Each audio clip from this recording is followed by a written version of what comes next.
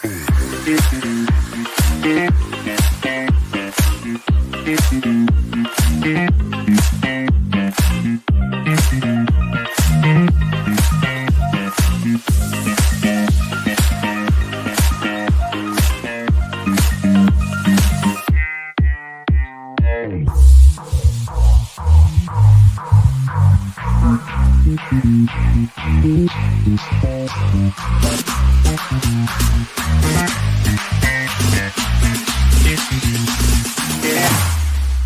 we go now.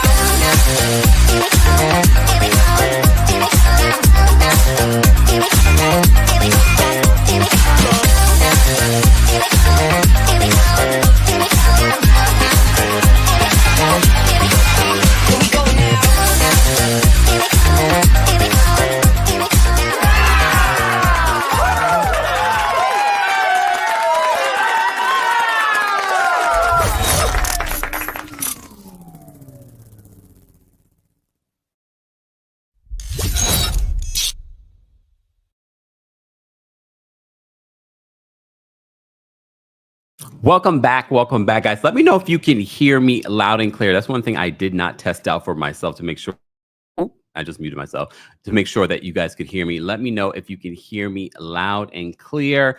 We are live today to talk about some Real Housewives stuff and hot topics. It's the ultimate Real Housewives takeover with our special guests, the Brooke Ashley and Taria Faison. But before we bring them up, let me know if you, oh, thank you so much. Teresa says, yes, you're loud and clear. Maybe too loud, maybe. It's okay. But today's live show is sponsored by our friends over at Factor Meals. On a day like today, I have a very busy day. As you already know, I have this live, I have the next live.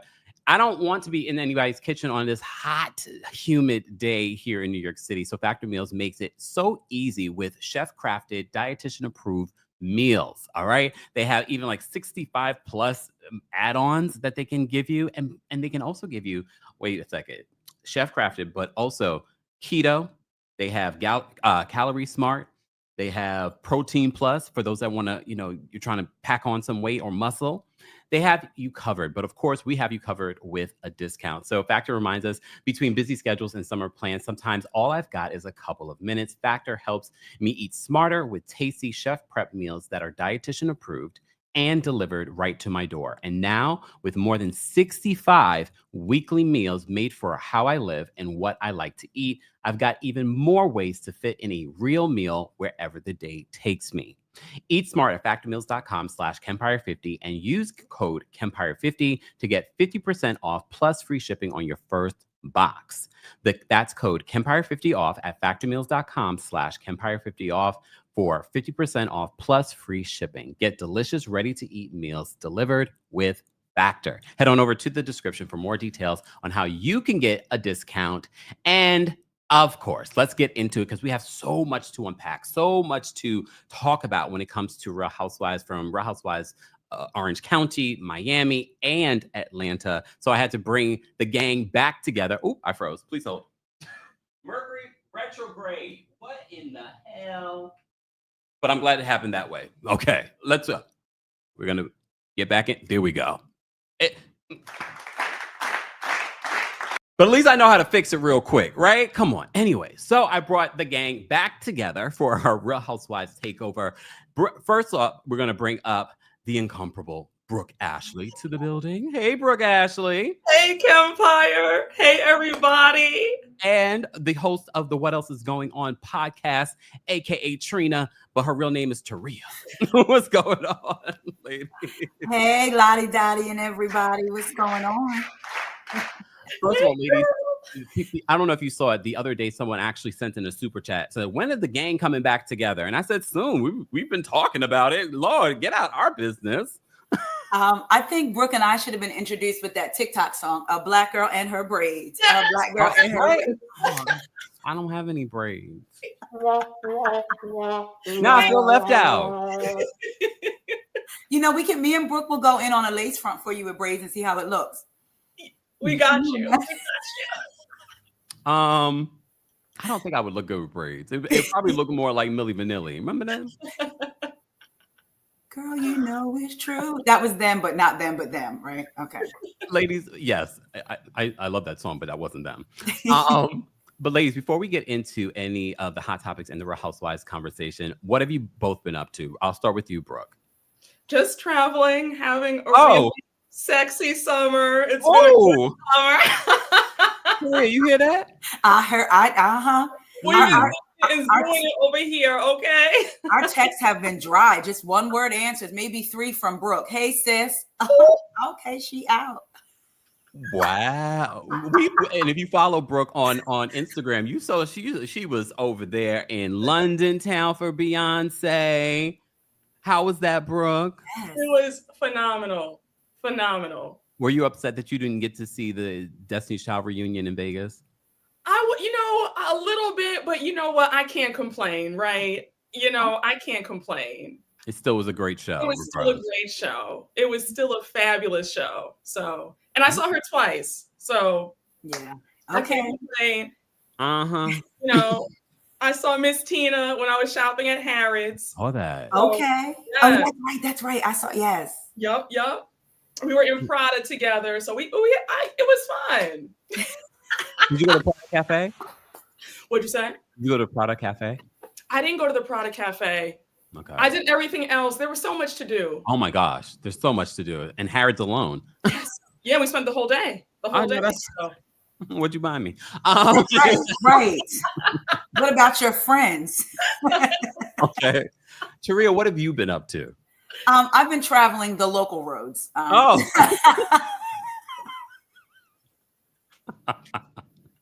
Not the local roads. Okay. All right. No, I've been working. I love to me when I see Black girls doing things, Black women doing things. So I've been loving Brooke's stories, being like, that's my sis. I'll be like, that's my sis. I just love when Black people experience joy. No matter where it is you find it, local, abroad, wherever, we have to do more of trying to find our joy in these times. So Brooke makes me smile. When y'all travel, you be having fun. I have a list of things that I need to ask you about offline because I'm going to be all in your business. So like, girl, what you doing? Always. Kempire, I'll put you in the group chat. Thank you. Girl, even though she ain't going to tell us nothing because I know how y'all Tauruses are because I'm raising one. So y'all are like that. But anyway, I went to Atlanta. And I don't even ask. Brooke knows in our text message. I don't even ask. I'm like, hey, how's everything and going? I will. You don't see. I'm in Aries, so I'm a push. But I'll leave it alone. I don't get offended. I leave it alone. But I'm like, if I don't ask, because one day she just gonna slip up and say it.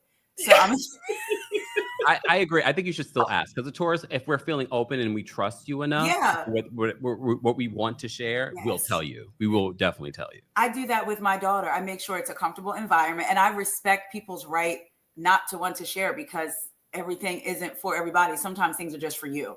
So, but I was in Atlanta for 12 hours. I had a really good time. Y'all have to check out the Starling Hotel. When I tell you it is cute, it is sexy. It is a vibe. I'm going back just to go to the hotel. It is gorgeous. The staff was amazing. Everything was amazing. So it was a good time. So is it too late to cancel my hotel in Atlanta? I'm telling you, you would love the Starling. It's in Midtown and it's so cute. And what I liked about it is after 8:00, it kind of turns into like a club, but not a club. Like all the songs, R&B and hip hop songs that we're familiar with. And the people there are adults.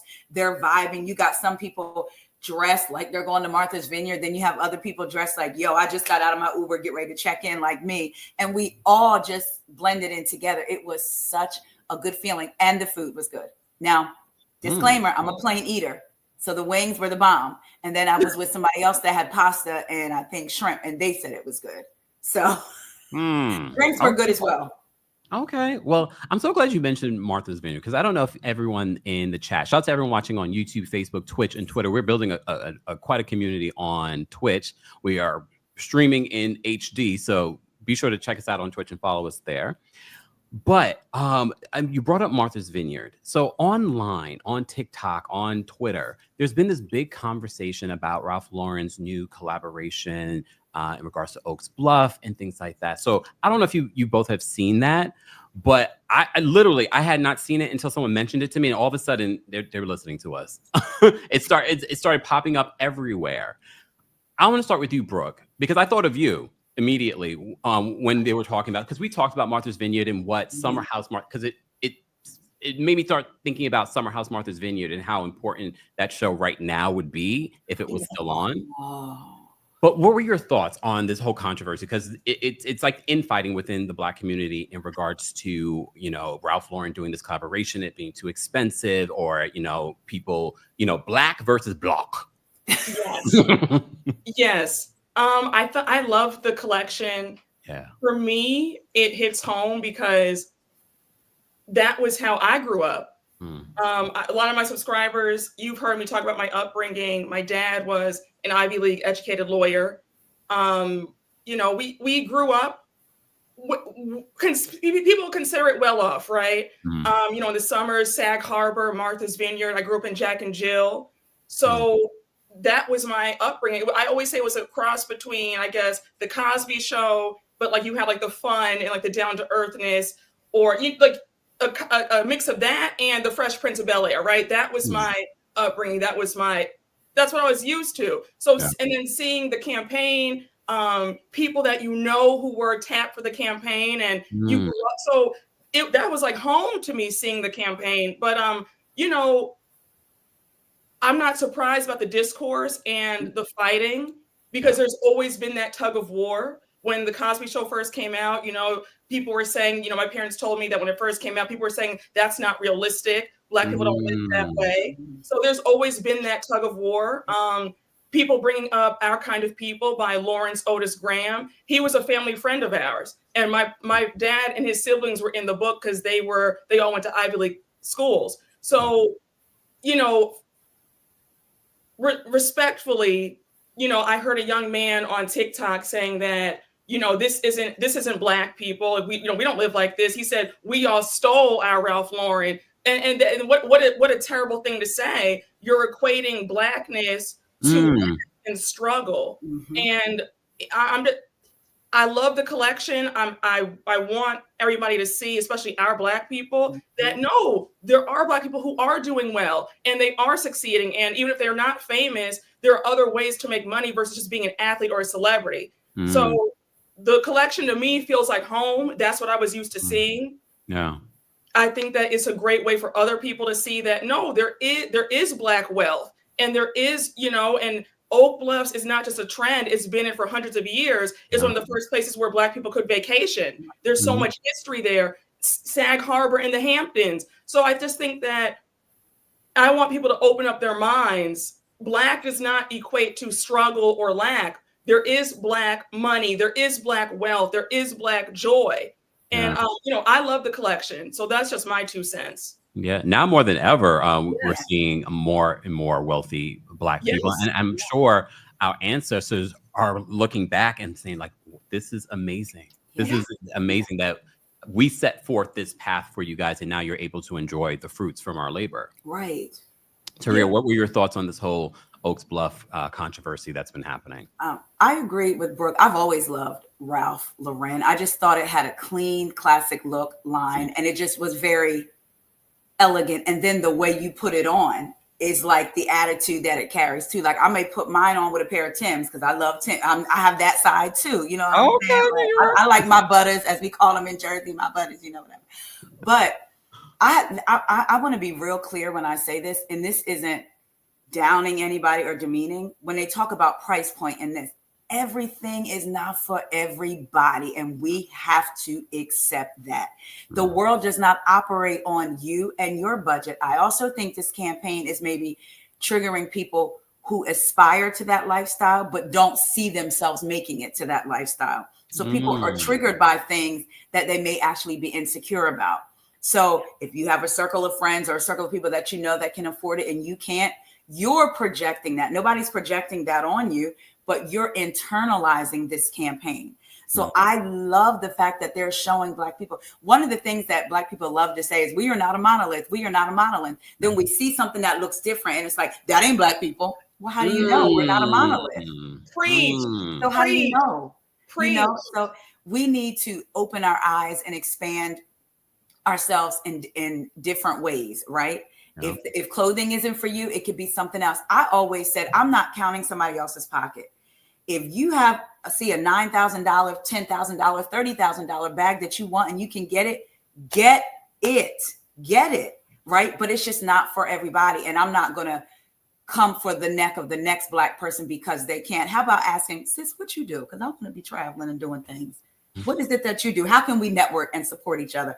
I am all for seeing Black excellence. And we got to remember, Black excellence, we also always equate it with money. It doesn't have to be that. Sometimes for me, Black excellence is waking up today with a smile on my face and saying, God has got me and my family today. Yeah. So it's all in how we interpret Black excellence as well. And I love this particular visual representation. Yeah. And you know what? And the thing is too, with this whole situation, I don't feel like anyone's wrong. I feel like you should express how you feel so that we can start having this dialogue. And remind you, the reason why there's a lot of this infighting amongst Black people is because it's rooted in racism. All of the texturism, the colorism, all of that's rooted in racism. That is what they want. They want us to have a dialogue that's going to, not even dialogue, an argument, that discourse that's going to separate us. We could still have the discourse. We could still have the argument saying like, I don't like this. I think it's too expensive. That's fine. We are still living in America, I think, where you're able to share, I don't like that, because now we're able to have this conversation. Tell me why. Why don't you like that? Why do you feel separated from that? May I just add one quick point? Yeah. I agree, but when you have people saying that all Black people, stole to get the designer, that's when I'm like, okay, the conversation needs that's where you've lost me. Yeah. To piggyback off of your point, Taria, I think that people are triggered because it's jealousy. And people get mad when you say that. But I mean, we say that we want to see examples of, Black people with money, but then when you see it, you get mad. And not to bring it back to, Potomac, that was a big reason why people were mad at Candace. Yes. Because Candace grew, let me not go there, but I guess what go there. I'm with you. Housewives TAKEOVER. Go ahead. But no, I guess my thing is I get very annoyed.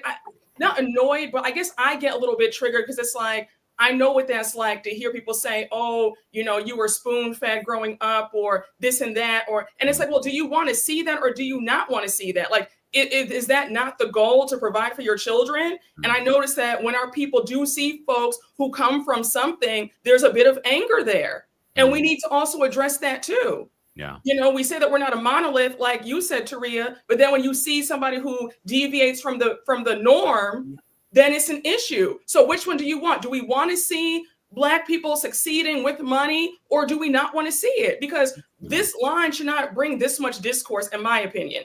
Yeah. And also with Ralph Lauren, there's 3 different labels. If you can't afford Ralph Lauren, you also have Polo, which is, the lower end. You have Polo, Ralph Lauren, and then you have Purple Label, which is the most expensive. So he has levels for each person who can afford what they can afford. Yeah. Just my 2 cents. I just wonder how much it actually costs Ralph Lauren to make those things. With the whole China exposing the luxury brands over the last few months. I'm like, how much did it really cost you, Ralph Lauren, to produce that? How much are we paying more? Yes. What about Chaps? Can I go to China? What? Oh, John. Okay. All right. You want to go there? You want to go there, Chaps? Remember Chaps, y'all? But here's the thing. Again, I think it's important because now we just had this conversation very briefly, and we touched on so many different points when it comes to the argument. Yeah. I just always want to remind people, and I talked about this when we were talking about colorism in Real Housewives of Potomac. At the end of the day, we're all still Black and treated as Black people. Come on. Yes. Say it. No matter what space we're going to show up in, and every once in a while people get that reminder in regards to like, oh, I am still Black. Oprah even had that reminder how many years ago. I forgot what luxury brand she went into. And I think it was before she was a billionaire, but she was a millionaire. She was Oprah Winfrey. So just keep that in mind when we're having these arguments about, we can still have the argument, but do not allow it to continuously separate us. When you talked about, I'm sorry, Black people still having to deal with it. And to me, it's the infighting that really makes me, but we also have to deal with it from business owners. Like shout out to Kenya Summer Moore, where she had people, you could come for $25. We all saw that, get your hair blown out. But at the very bottom, it was like not for 4C or very tight curly hair. So who is this? So who are we marketing towards then? Can I ask a question? Because as a man and no hair, can you explain what that is? Just because I know there's other people probably like, what? very tightly coiled hair that some may call nappy, but what I personally think is beautiful. But when it's very tight and it's not maybe relaxed or pressed out, and your coils are very, very, very, very tight. And here you are, a Black business owner, and you're saying not for C, and then throwing in or very, very curly hair. So a part of me was like, well, I guess if they have stylists that can't do it, but then at the same time, it's like, if we're marketing as, support a Black woman, a Black salon, like, what am I to do if my hair is that texture? So it's like, not only do we have to deal with it from the white brand, sometimes they have it from Black brands. So when it comes to this Ralph Lauren thing, it's like, can we just celebrate, a little bit, Yeah. Okay. Because I know a lot of people are here for us to talk about Real Housewives. I just quickly wanted to talk about Shannon Sharpe. So Shannon Sharpe came out yesterday. The information came out yesterday that he has been officially fired from ESPN after settling that $50 million lawsuit from a former girlfriend that he met when she was only 19 years old. He came out and said that, he did not want this news to come out. His brother was supposed to be, I think, inducted to the Hall of Fame or something like that. And he said he didn't want it to come out, but okay. I'm not going to even delve into his what he had to say yesterday in regards to, because to me it's unimportant. But Brooke, what did you think of this whole controversy in general? I don't feel sorry for Shannon Sharpe at all. I think that this is what happens when you're a self-hating weirdo and you're a cheapskate and you're stingy. Brooke, I feel like it's like a shot. Listen, this man went on his podcast with Ocho Cinco and said that he would only give his daughter $30,000 for her wedding. He said, don't ask me for anything else. Then for him to say that his kids should look at him as a last resort, don't ask him for anything. What's the purpose of building wealth, sir, if you're not going to give it to your kids? Like, I don't understand that. Why don't you want your kids to have the best? The fact that you want your kids, you want your Black children to struggle, but now you've retired a non-Black 23-year-old. You've given this white woman generational wealth for her family and her children's children and her children's children's children, but you wouldn't give your own children any of that wealth. So she has more wealth than your own children. She took half of your wealth? So I don't feel sorry for him. It is what it is. Somebody said, he's fired, she's retired, Lakers at 5. And that's all I have to say. Here's the thing with that. Because first of all, for those that don't know the context, it's got to give people context. I don't want to assume everyone knows. But context here. So it was a $50 million lawsuit. They settled it. Apparently, before she even filed the $50 million lawsuit, he had offered her $10 million. His net worth, according to online, I don't rely on that, is like $14 million. How much did they settle for? Because I can't imagine she settled for just the 10 million now. I heard 25 million was what they settled for. I heard 23, so it's got to be around that same range then. And so he's lost his good paying job at ESPN, in which he had the CEO involved in the negotiation of his contract, which was just a year ago. And the podcast contract, right? Wasn't that $100 million? The podcast contract that he lost as well. Yep. Yeah, because that was literally happening right before this lawsuit. There was rumors that he was about to land this podcast contract. So I don't know if that's going to still move forward. I just posted on X. I said, don't be surprised if you see a PR relationship between Shannon Sharpe and somebody. Yeah, somebody Black. Probably. Sherry Shepherd, probably. Yeah, you keep saying Sherry Shepherd. Who worships at the altar of Black men. He's gonna. Okay, let me be quiet. He's gonna pick her up and lift her up. Remember when they picked him up and. So that's why everyone keeps saying Sherry Shepherd. Oh, because everyone in my mentions were like, yeah, Sherry Shepherd will probably sign it. They said he needs to get like a Lisa Ray or Neil Long. I don't want that for them. Me neither. Exactly. And I'm tired of the narrative that people love to take down a Black man or a Black person. If you are getting yourself into these positions, you are your own self-sabotage. Thank you. Period. Cat Williams told you they're going to take you down in a weekend, and look what happened. And then took half your money. Brooke said everything I wanted to say about you didn't want to give your daughter that, but now you had to give another woman, 10 times that amount, and then or 100 times that amount. Yeah. And now the kids have nothing anyway.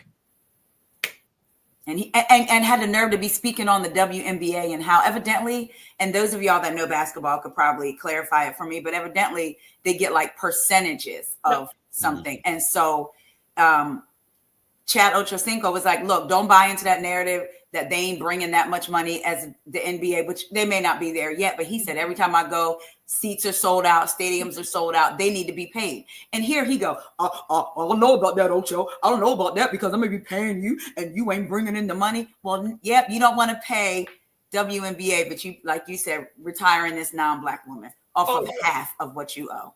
I mean, and let's not forget how he was calling Black women gold diggers because they weren't a provider. So you provided for a non-Black woman. You set her up for life, but you're calling a Black woman a gold digger and she's going to go half on the bills and you're a millionaire. Got it. So now I don't feel sorry for him at all. That man, I don't feel sorry for him. I could say more, but I'm going to keep it cute for your line, Kempire. We'll talk more about offline because there's some of the stuff I was like, he said that? Yes. Oh, yeah. And He is. Sometimes I can't, I'm very sensitive to voices and stupidity. So I really certain people I just can't listen to. Yep. Okay. I get it. Speaking of which, did you guys see at least the clips from the Chantel Christie interview with Carlos King? Yep. I have decided right now in my life, and maybe a few years ago, that when I feel something so deeply and strongly, like if I could reach through my screen and snap you, I then don't expose my emotions to it. So I have not seen it. I've seen some clips, but I have not watched. What is your perspective, though, on what played out during the season of Basketball Wives in regards to Jackie Christie and her daughter? I want to know.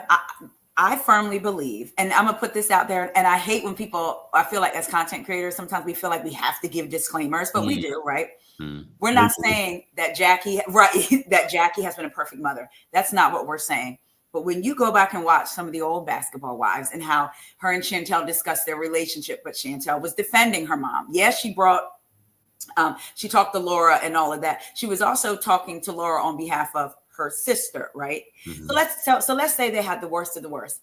Fast forward, watching Jackie, I truly believe Jackie thought they were straight on this season. Yeah, and, like she was confused. She was confused, and Chantel could never directly say, "This is my problem with you, Mom. This is my problem." Taria, I'll tell you this: based off the interview so far, I haven't gotten to watch all of it. I still haven't gotten to the root of the problem. Because to me, even if she were to say, "Mom, when I'm around you, I'm still struggling with the things that I went through as a child." And she's not even doing that. And I don't care what nobody says. I'm sorry. She also said in the interview, her issues with Jackie have nothing to do with her childhood. Okay. So what are they? And so then what you do is come to my job, because the only reason that you are here, honey, they wouldn't be looking at you as no basketball wife unless your mama was here, whether you think I'm crazy or not. So to come to my job and approach me about talking about, am I still talking? Did you not talk about Brandy to me? Excuse me. Let me tell you something. When Jackie, I know people say we don't condone violence. We don't like violence. I'm not saying any of that. I'm saying sometimes the question is violence the answer? And the answer is sometimes for me. So Chantel got everything that her ancestors had in store for her when she put her hands on her mom. How dare you? How dare you? That's where I stand. I'm with Jackie. I'm not team anybody, like team Jackie, but when all this played out and watching it, because see, some people aren't watching the season. They're just remembering hearing Jackie was a crazy mom. So they're immediately jumping to Chantel's side. They didn't watch the season. Yeah. So watching the season and everything that's played out, I am with Jackie on this. Brooke, what are your feelings on this whole Chantel and Jackie situation? I feel like my feelings are all over the place. Let me start off by saying I stopped watching Basketball Wives a long time ago when the whole OG stuff happened, right? When OG ate Evelyn up, which was iconic. But anyhow, I digress. Have her pat in the puss. Yes. I'm haunted by that. I stopped watching then, but I always thought that Jackie was just like just a terrible person. I the stories about her following Doug around because she was worried about him cheating. My whole thing with that is if you have to do that, is that really love? If you have to like keep an eye on somebody, that's not really love. That's not love. That's I don't, and people think that they're couple goals. I don't think they're couple goals at all. She's pretty much stalking her own husband to make sure he doesn't cheat. You know, that's not. Honestly feel like he's afraid of her. That's why he hasn't left, because she knows that she would take both of them out if he ever did. Like, I've always felt that way. I've always felt that way, that he knows. So that's why he's saying, because he knows that she's crazy like that. But anyhow, my point is, I listened to a little bit of the interview, the first 30 minutes of her interview with Carlos King earlier before this live, and Jackie was not cut out to be a mother, I don't think. Because Chantel is saying that she called her the B word when she was 12 years old, and she wasn't a good mom to her. She was never there. Like, I don't know. Yeah, I'm just always. So we're all just confused. I'm confused. I honestly, VH1 should not have shown that. VH1 that's disturbing. I hate how it's become a meme now of Jackie knocking her daughter out. I don't want that. It's very unsettling to see that. I just. And can we add to the layer of First Lady Shawnee? How are you operating in a capacity as a First Lady, knowing that all of this was going on? Remember when there were fights before and people started like with OG and all that, and then she went and had that scene with the pastor. How should I go about this? You are a mother, Shawnee. You have daughters and sons, and you didn't think to say, y'all, this has gone too far. Jackie, Shawnee has known Jackie for years. She knew about the contentious relationship, and you were okay with that playing out on TV and being a part of it. And then you'll turn around on Sunday morning and have probably a mother, daughter, husband, and wife come sit and get your counsel, I'm sure. Come on. I hated all of it. All right. Let me just say thank you. We had quite a few super chats, guys, just joining us. We brought the gang back together for the Real Housewives takeover here on the Kempire channel, featuring our girls, the Brooke, Ashley, and Taria Faison. More information on them and everything that they have going on will be available in the description. Don't forget to like the video, and don't forget to follow us on all platforms, including we have quite a few people watching on Twitch today. Be sure to follow us there, twitch.tv/TheKempire. Robert, thank you. Robert, yes, thank you so much for the super chat. Robert says, the three of you together is gold. Positive energy is so infectious. I sound like a broken record laughing out loud. Always praising you guys, but I genuinely love your content. Thank you so much, Robert. We appreciate that. Thank you, Robert. CM, thank you so much for the super chat. CM says, thank you for being a member. CM says, in regards to Kenya, that one hairstyle, that was one hairstyle with low heat. She has done 4C hair blowouts on the page. Thank you. Okay. CXN, thank you so much for the super chat. CXN says, I'm late, but I'm here. Much love to my face. Better late than never, right? Deborah, thank you so much for being a member as well. I'm loving this live. I love you 29 months. Thank you so much, Deborah. Zoe, thank you so much for the super chat. Zoe says, Brooke, Ashley, please never stop talking ever. Thank you. Foxy, thank you so much for being a member for 29 months. Can we please like this beautiful panel? Foxy. Good people in the chat. Thank you, Foxy. We appreciate you. And Tiara, thank you so much for the super chat. Tiara says, unrelated, y'all about to make me get my box braid game going. Ladies looking cute. Thank you. No. All right. Just a little jealous. Didn't even realize that we were doing the braids today. I would have stopped at the, the hair supply store, but Anyway, all right. So let's get into Real Housewives, but Real Housewives related really quickly. NextGen NYC. So before this show even came out, a lot of people were slamming it, including myself. Like, based off what I'm seeing, I don't find this to be enjoyable. I can understand why people have sort of changed their mind. I can't say that it's still my show. I can't say that I will be recapping it. I will be talking about it on tour, though. Atlanta, I'll see you August 5th. I'll start with you, Brooke. Quick thoughts on NextGen NYC, standouts, what you like, what you want to see change. I think the show is a hit. I think it flows well. We don't really need Ava to come back. Damon Dash's daughter. She didn't bring a whole lot. I mean, maybe they might bring her back. You saw the news that she got evicted from the apartment and the unpaid rent and all that. Yeah. So maybe they might bring her back, but I didn't think she brought a lot. She's the only native New Yorker besides Charlie.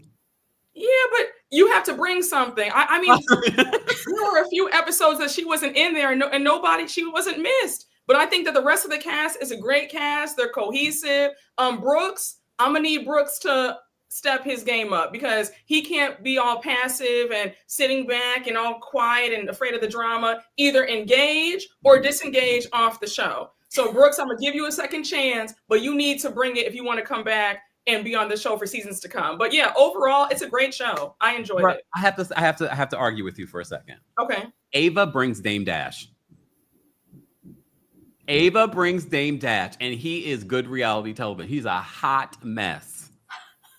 Yeah, but we don't watch it for Dame Dash though. I know, but you have to even with like Candy on Real Housewives of Atlanta, it was really the surrounding characters that really made Candy like reality TV go. So I'm thinking Ava, yes, she's like watching paint dry. But those scenes with her father, I'm like, And Brooks, we've given Brooks multiple chances. Real Housewives of Salt Lake City, they thought he was going to be the thing, and he still isn't not the thing. I'm good on Brooks. Brooks, if anything, if I had to choose Ava between not me arguing about next gen, I'm screaming. Who would have thunk it? If I had to battle between Ava and Brooks, I'm picking Ava. I got Brooke thinking. If you had to choose between the two. Maybe demote them both as friend of the shows. And elevate Shy? Yeah. Maybe just, demote them both. Okay, Taria, what are your thoughts on NextGen NYC? I'm going to be so honest. So the first thing I thought it was really cute. And I was like, oh, this is a good podcast idea, like NextGen podcast, because how they have the housewives and then NextGen is their children. I'm an OG Housewives watcher, and now my son is watching NextGen. So it's like, wow. Like ideas. We have thousands of people watching right now. You're supposed to go market that now. Write it down. It's done. I already did it. What is it? TM or whatever. But I said all of that to say, I've only watched the clips and I've seen longer clips. I will say this. I think Ariana Bierman is such a beautiful young lady. Yes. She seems so level-headed, and I think her heart, it's her family, right? So her heart just gets so wrapped up in her family, sometimes to the detriment of her own emotional, physical, and monetary health. I love her and Riley reconnecting. I've seen some of their TikToks, and y'all don't judge me, okay? And as Jamie, that's me, says, if you're going to chew me, add a little seasoning. But there's something about Brooks Marks that I like, and I think it's because my energy is not a very calm energy. So I like having people around me that can be calm, because if I am talking to you and getting animated, and then if you get animated, then that's going to send me to another level. And then when sometimes you can have somebody agreeing, but it's just the calm energy, and it's like, oh, thank you. So I think he's like such a beautiful person. Like I want to see him not in the Oaks Bluff ads, but in what? Not in those ads, but I want to see him doing some more modeling work. I just think he's like has like me personally. Like I said, if you're gonna eat me, if you're gonna chew me, add a little seasoning. But y'all are making me kind of want to watch. It is hard for me to watch shows when you know that there's major microaggressions and you feel like no one is truly standing up. Like with Miami, it's getting really hard for me to watch that. So it's hard for me to, and then seeing Riley when she was crying about it, it made me want to go into, baby, let me get my shoes. I can get there faster than Candy. I'll be there, So it's very hard for me. And I'm gonna be honest, these are adults now, but I haven't liked Gia since she was a kid. I'm just telling you, I don't really care for her. So it's very hard for me to watch. Ever since she woke up, what a lot of people have been thinking. Even though she woke up thinking about so many things, baby, we don't like you. And that's just that. So that was some of the things I wanted to ask you both as well, because although I have been watching the show, I haven't recapped it. I did talk about it during my live show in Philadelphia, but it's the microaggressions towards Riley, and Riley being she's not the only Black woman in this space, because there's also Ava, but we can get into texturism and we can get into features and all that other stuff. So that's where it's sort of like, I already am watching a lot of Black women be triggered on some other Bravo shows. I don't need to be a part of this other thing.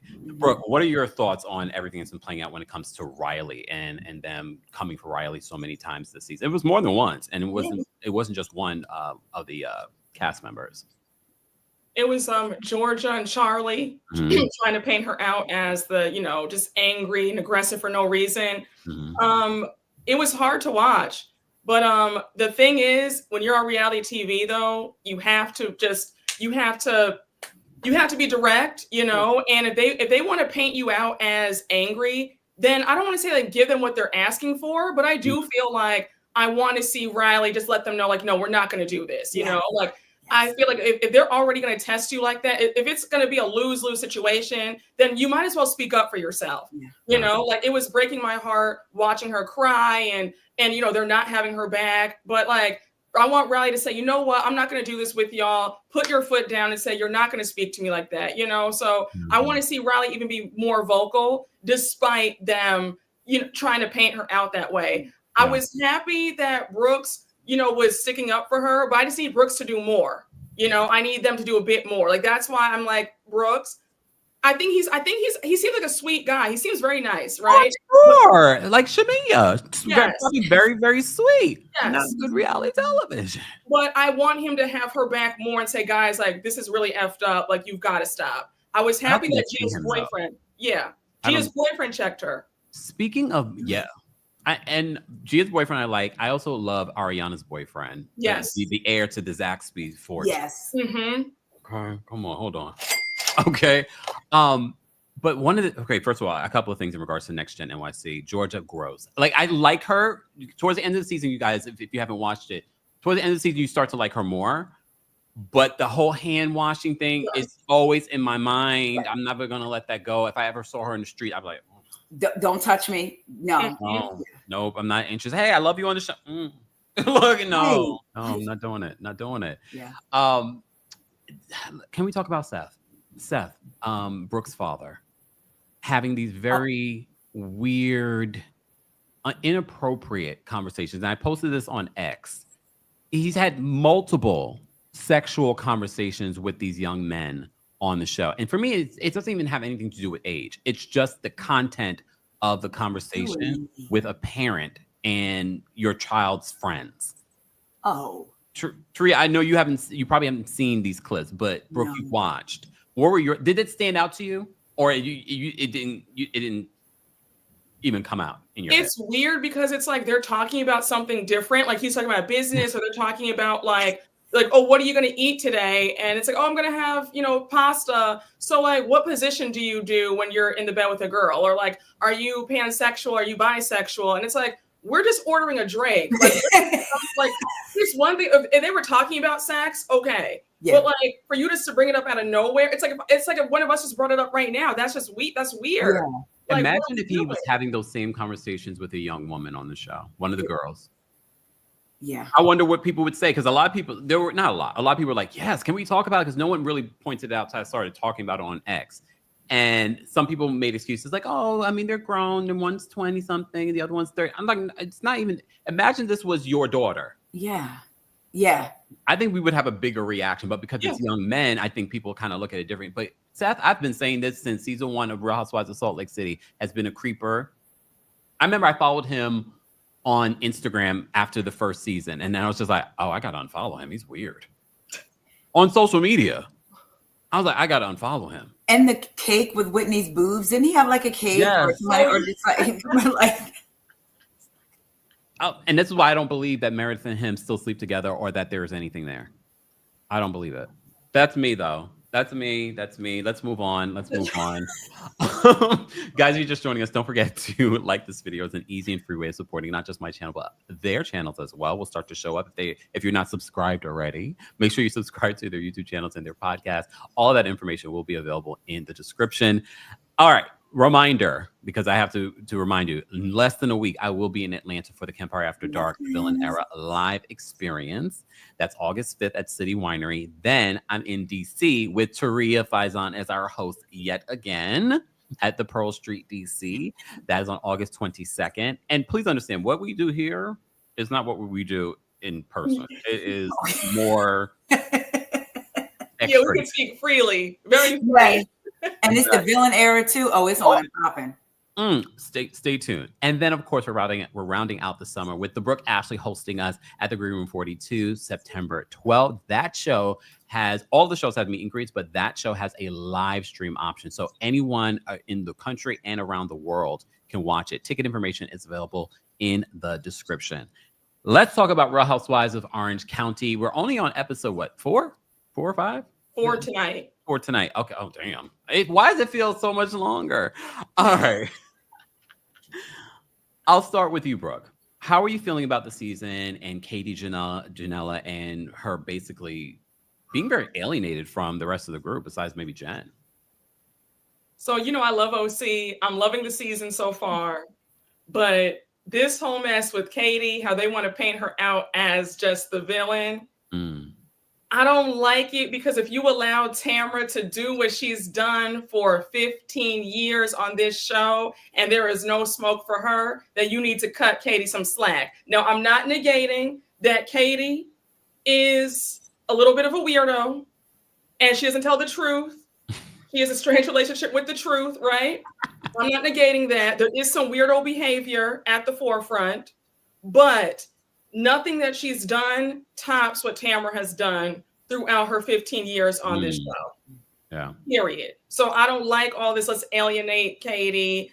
Let's bash her and say that she's the most evil person when you have Tamra Judge. And let's not forget what Tamra did to Gretchen when Gretchen first came on the show back in season 4.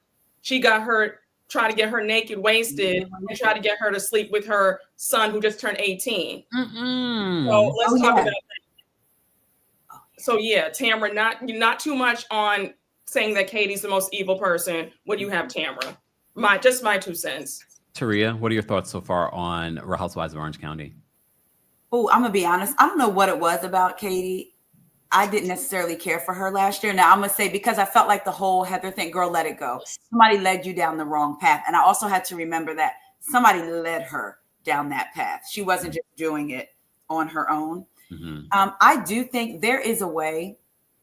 Everything is not always a gang up. I feel like in certain instances, if a person has done you, and you wrong, we can confront you together because there's an example. Like, check this out. We ain't trying to be really combative, but this seems to be a pattern of behavior. But I think there's a way they can do that without making it feel like that, without saying, hey, we calling you out and calling you in. But also, I believe it's a deflection, because Tamra doesn't want to be the main after all the backlash she got last year, and since she's been back on the show. So I feel like they're using Katie to almost not quite get into their own stuff. Look at Gina live all last season about the reason why her and Travis, why he moved out.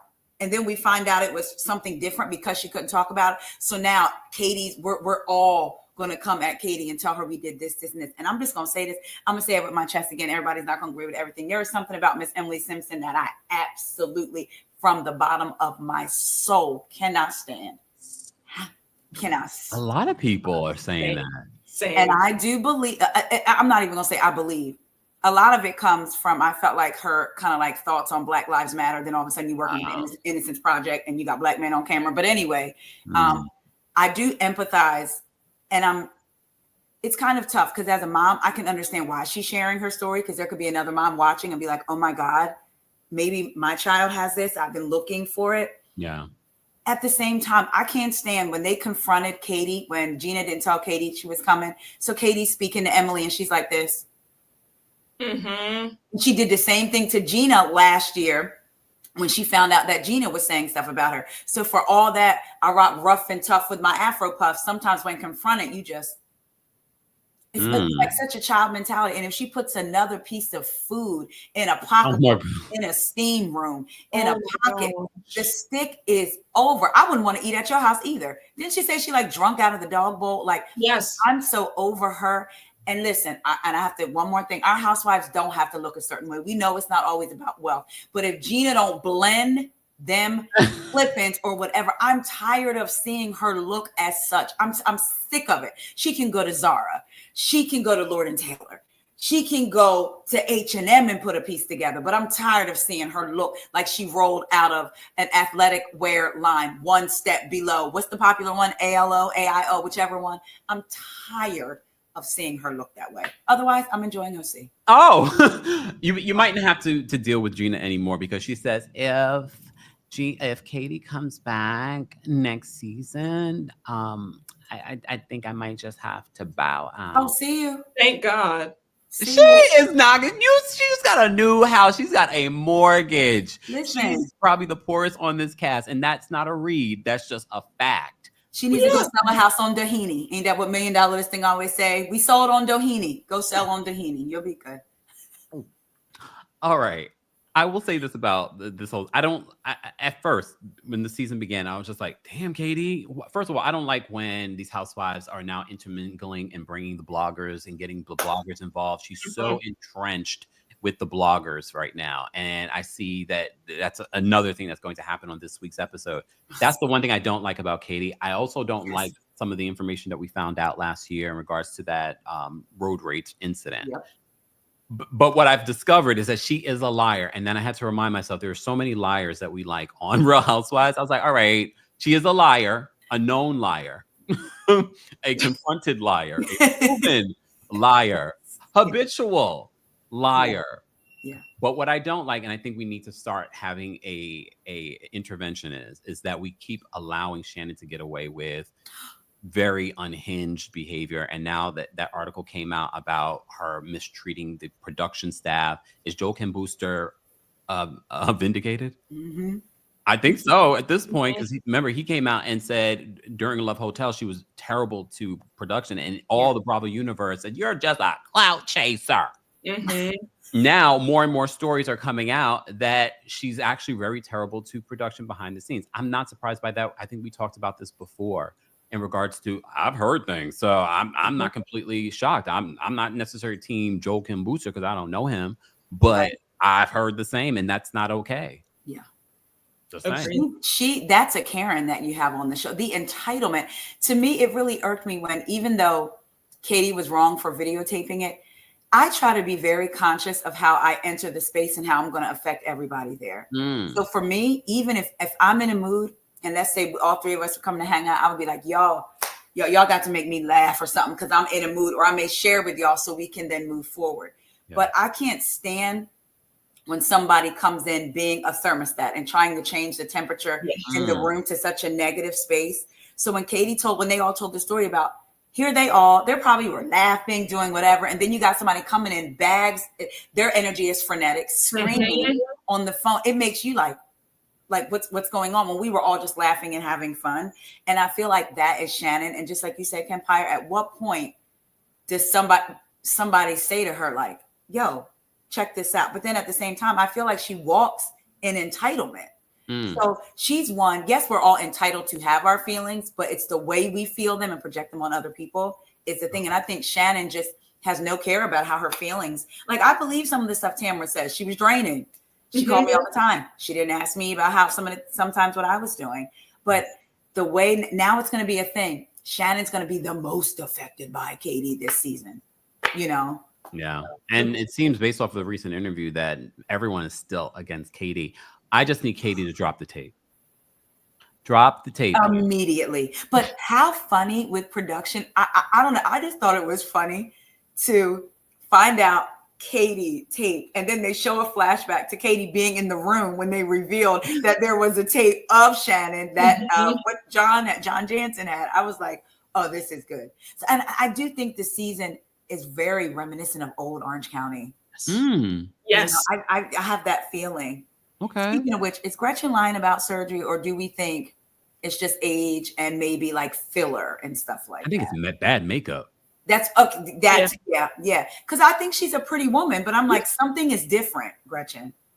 But the makeup was a lot harsher back in the day. Like the makeup wasn't as sophisticated as it is now. That's true. So like the looks, look like early 2000s. Do y'all want to see, because you know how sometimes we want to see a person confront a person, but then we want them to move on. Are y'all interested in a Tamara Gretchen showdown?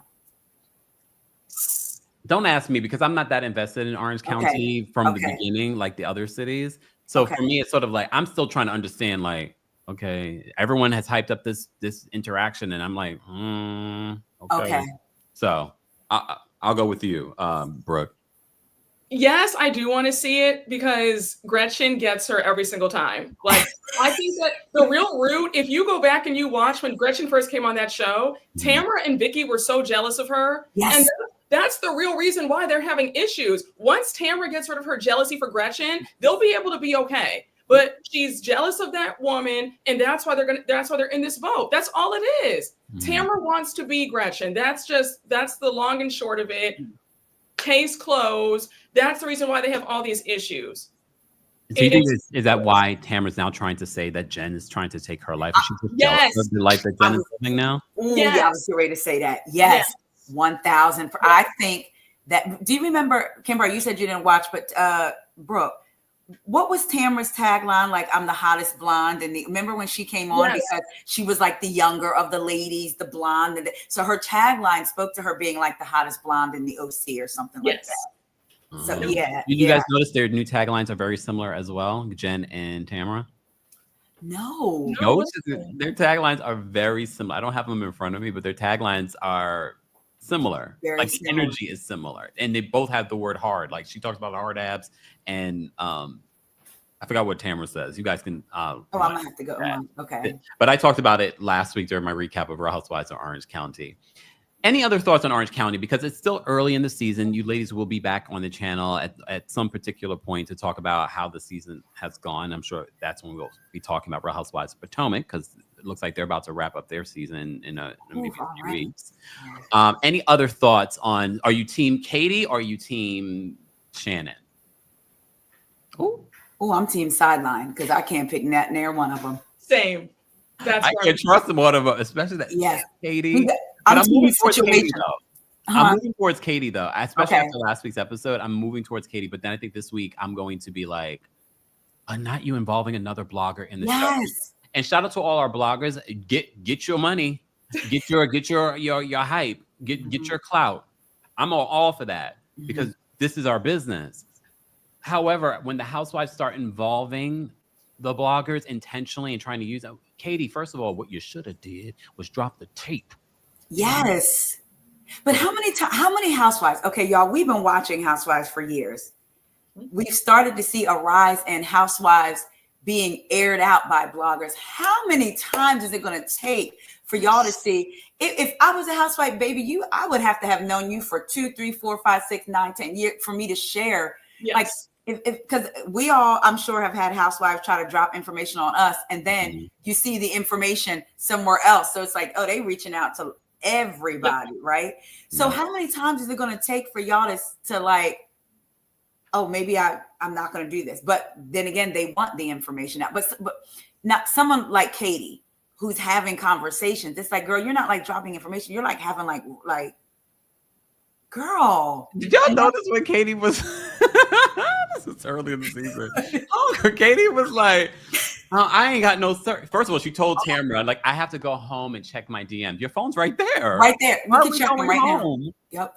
Why are we going home? Then at the golden door, she's like, it's SOS.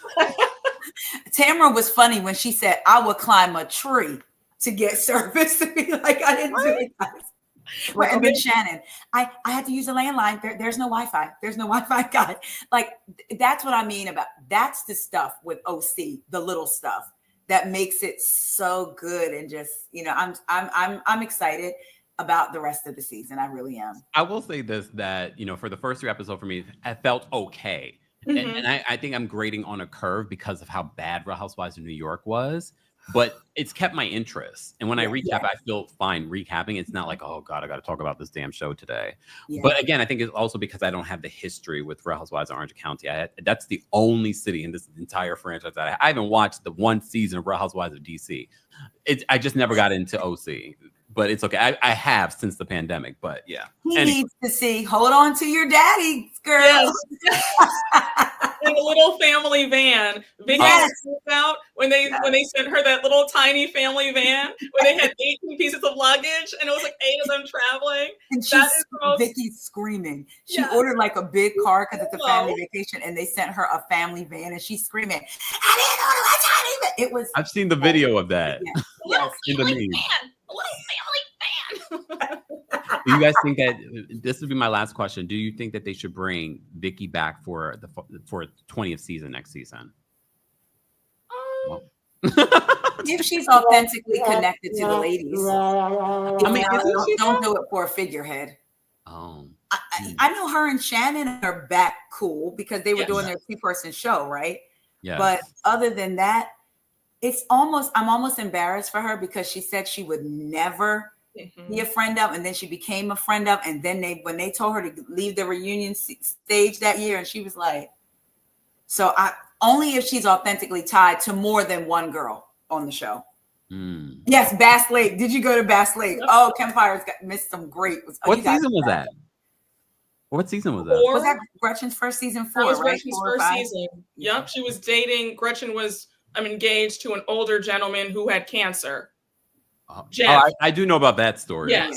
Oh, so that was season 4 when that happened? Yes. And then Tamara tried to get her to go to get her drunk and to go into a bathroom with her son Ryan, and she's like, "We're gonna get." I just start with season 4 because I started with season 1. We're gonna get her naked, wasted. Yeah. Yep. Okay, let's move on because we are pressed for time. Guys, if you haven't already, be sure to like the video. It's easy and free. And don't forget, you can hear an audio version of our live recaps on the Kempire podcast. You can also subscribe to our friends as well on YouTube and on their podcast. All the information will be available in the description. I'm here with the Brooke, Ashley, and Taria Faison, both hosts of our upcoming shows that are coming to New York and of course DC. But first up, I'm coming to Atlanta. Go get your tickets today, Atlanta. This is your final couple of days before we do that. Let's talk about Real Housewives of Miami. This is one of the shows I definitely will be talking about. All right, last night's episode. I know you both have seen it, correct? No, I didn't see it. Oh, damn.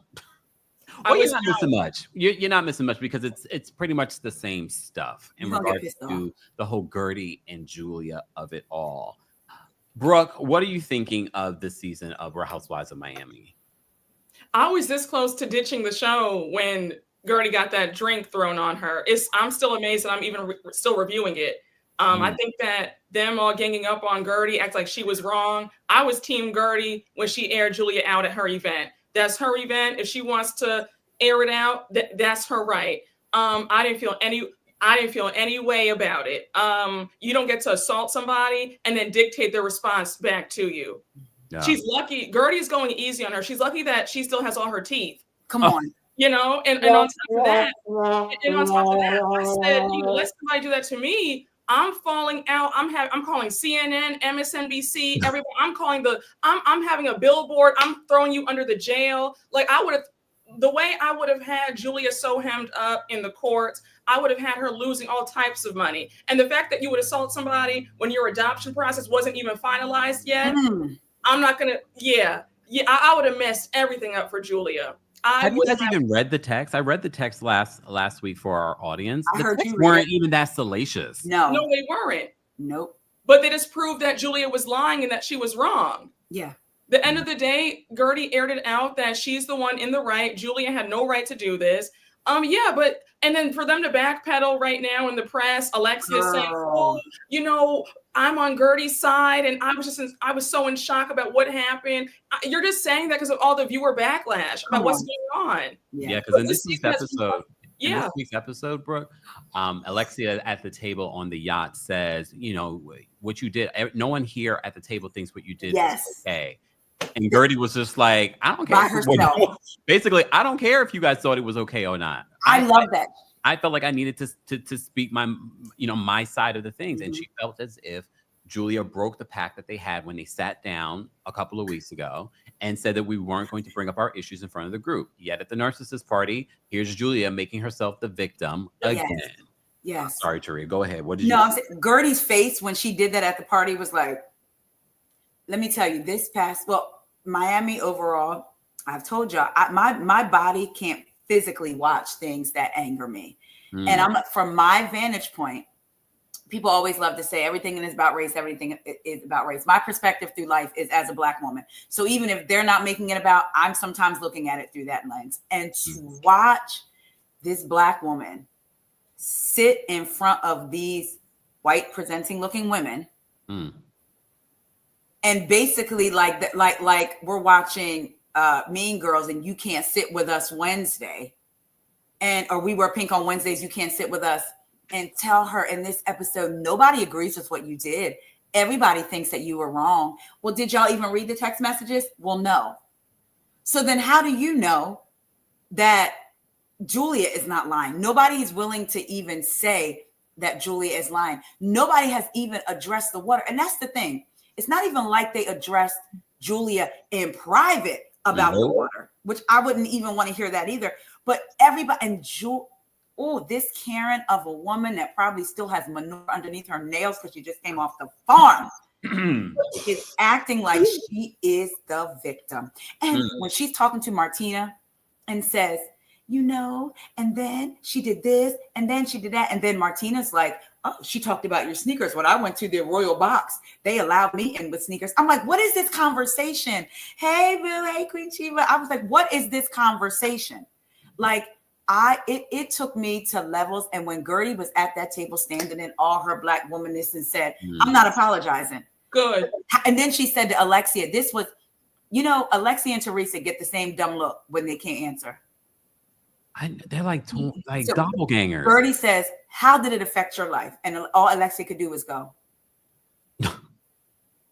Because how did it affect your life?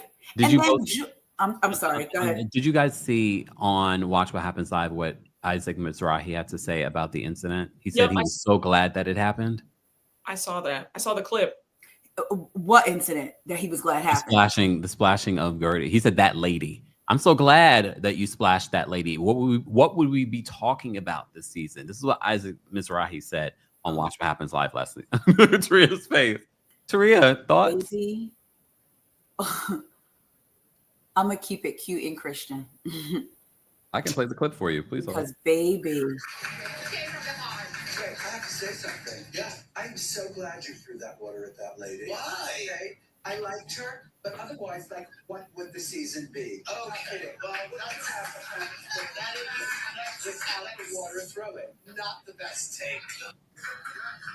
Not the best take. But this literally happened after Julia made this heartfelt public apology. Not to say that I'm falling for it, because you doubled down throughout the entire season, but you were not ready for the backlash that you were receiving in your comment section. That's why you see Alexia changing the narrative now too.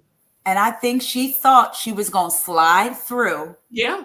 And I don't even think sometimes they're not even conscious of it, but they do believe they're going to be believed over this Black woman. I truly, truly, truly think that. And the way, and I'm going to tell you something else with this season. I like Stephanie.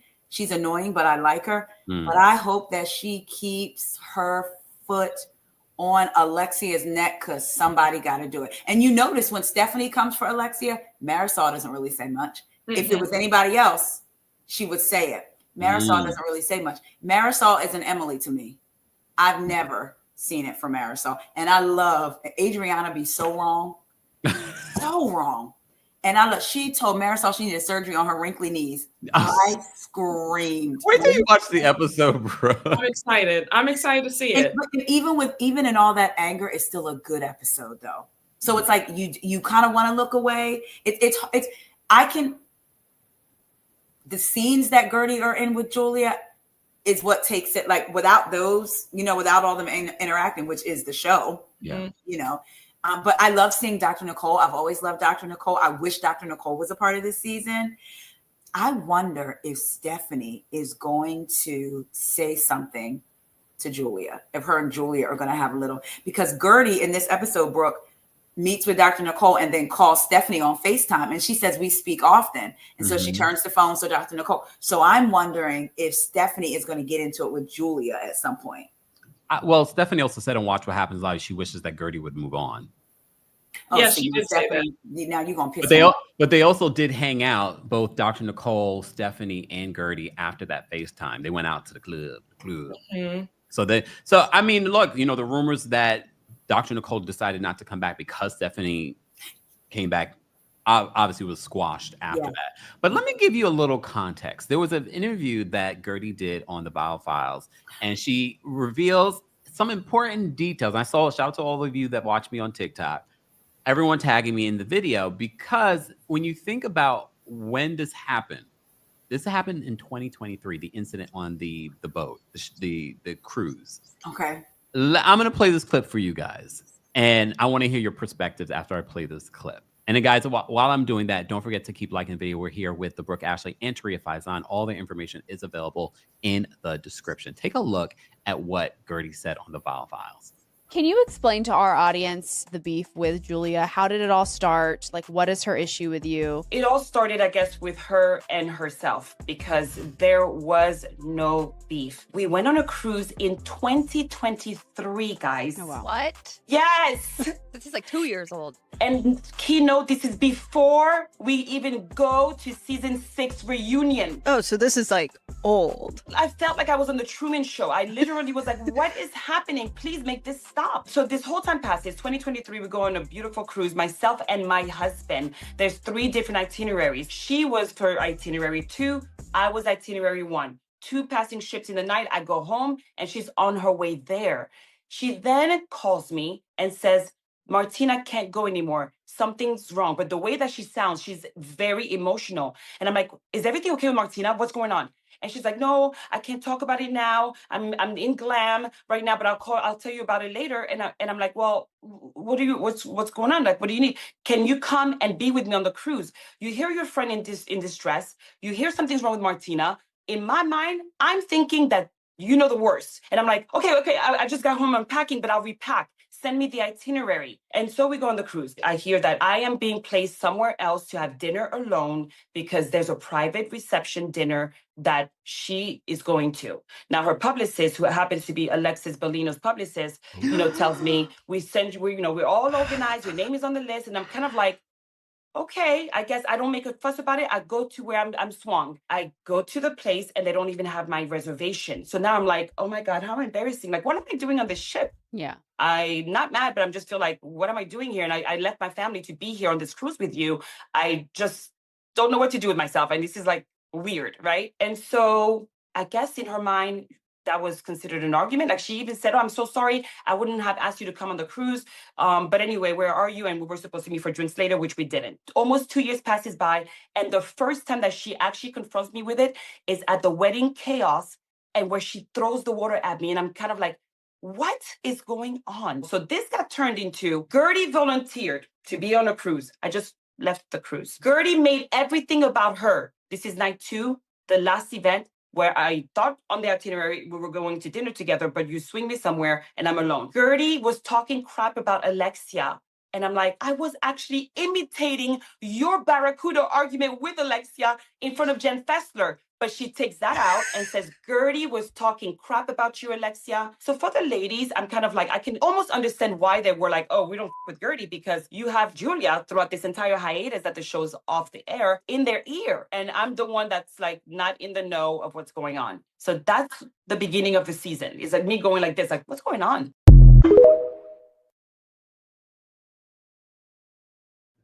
Okay.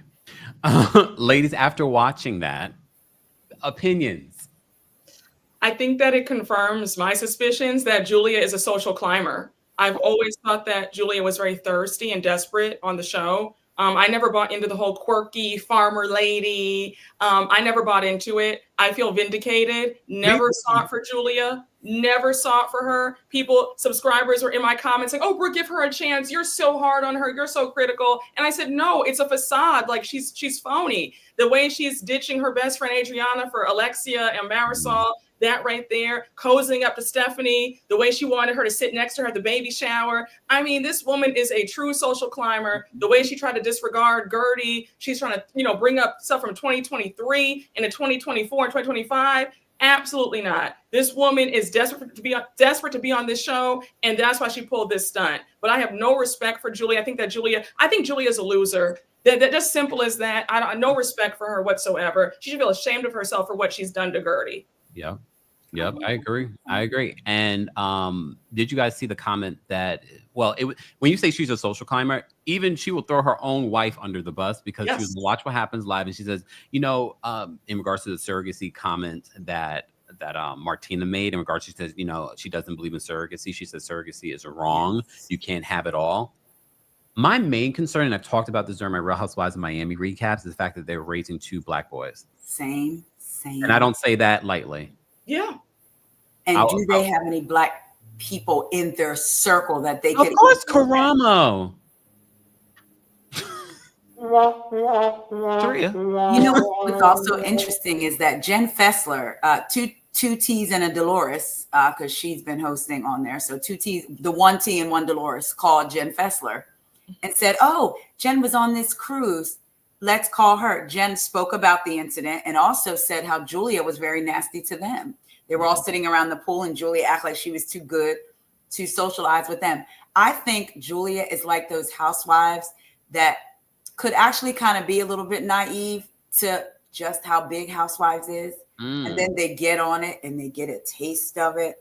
And they're at BravoCon and everybody's screaming. And she decided, I actually like this. So gone is the, wow, this is a cool thing to do, to like, I need this. And you can see when the switch happens and it makes them horrible, horrible housewives. And that's why she on Watch What Happens Live through Martina. I don't agree with her. Yeah. I don't agree with her. Oh, that's your spouse. Like, I'm sorry. I would like, we could have all the conversations behind closed doors, yes. But to just throw her to the wolves.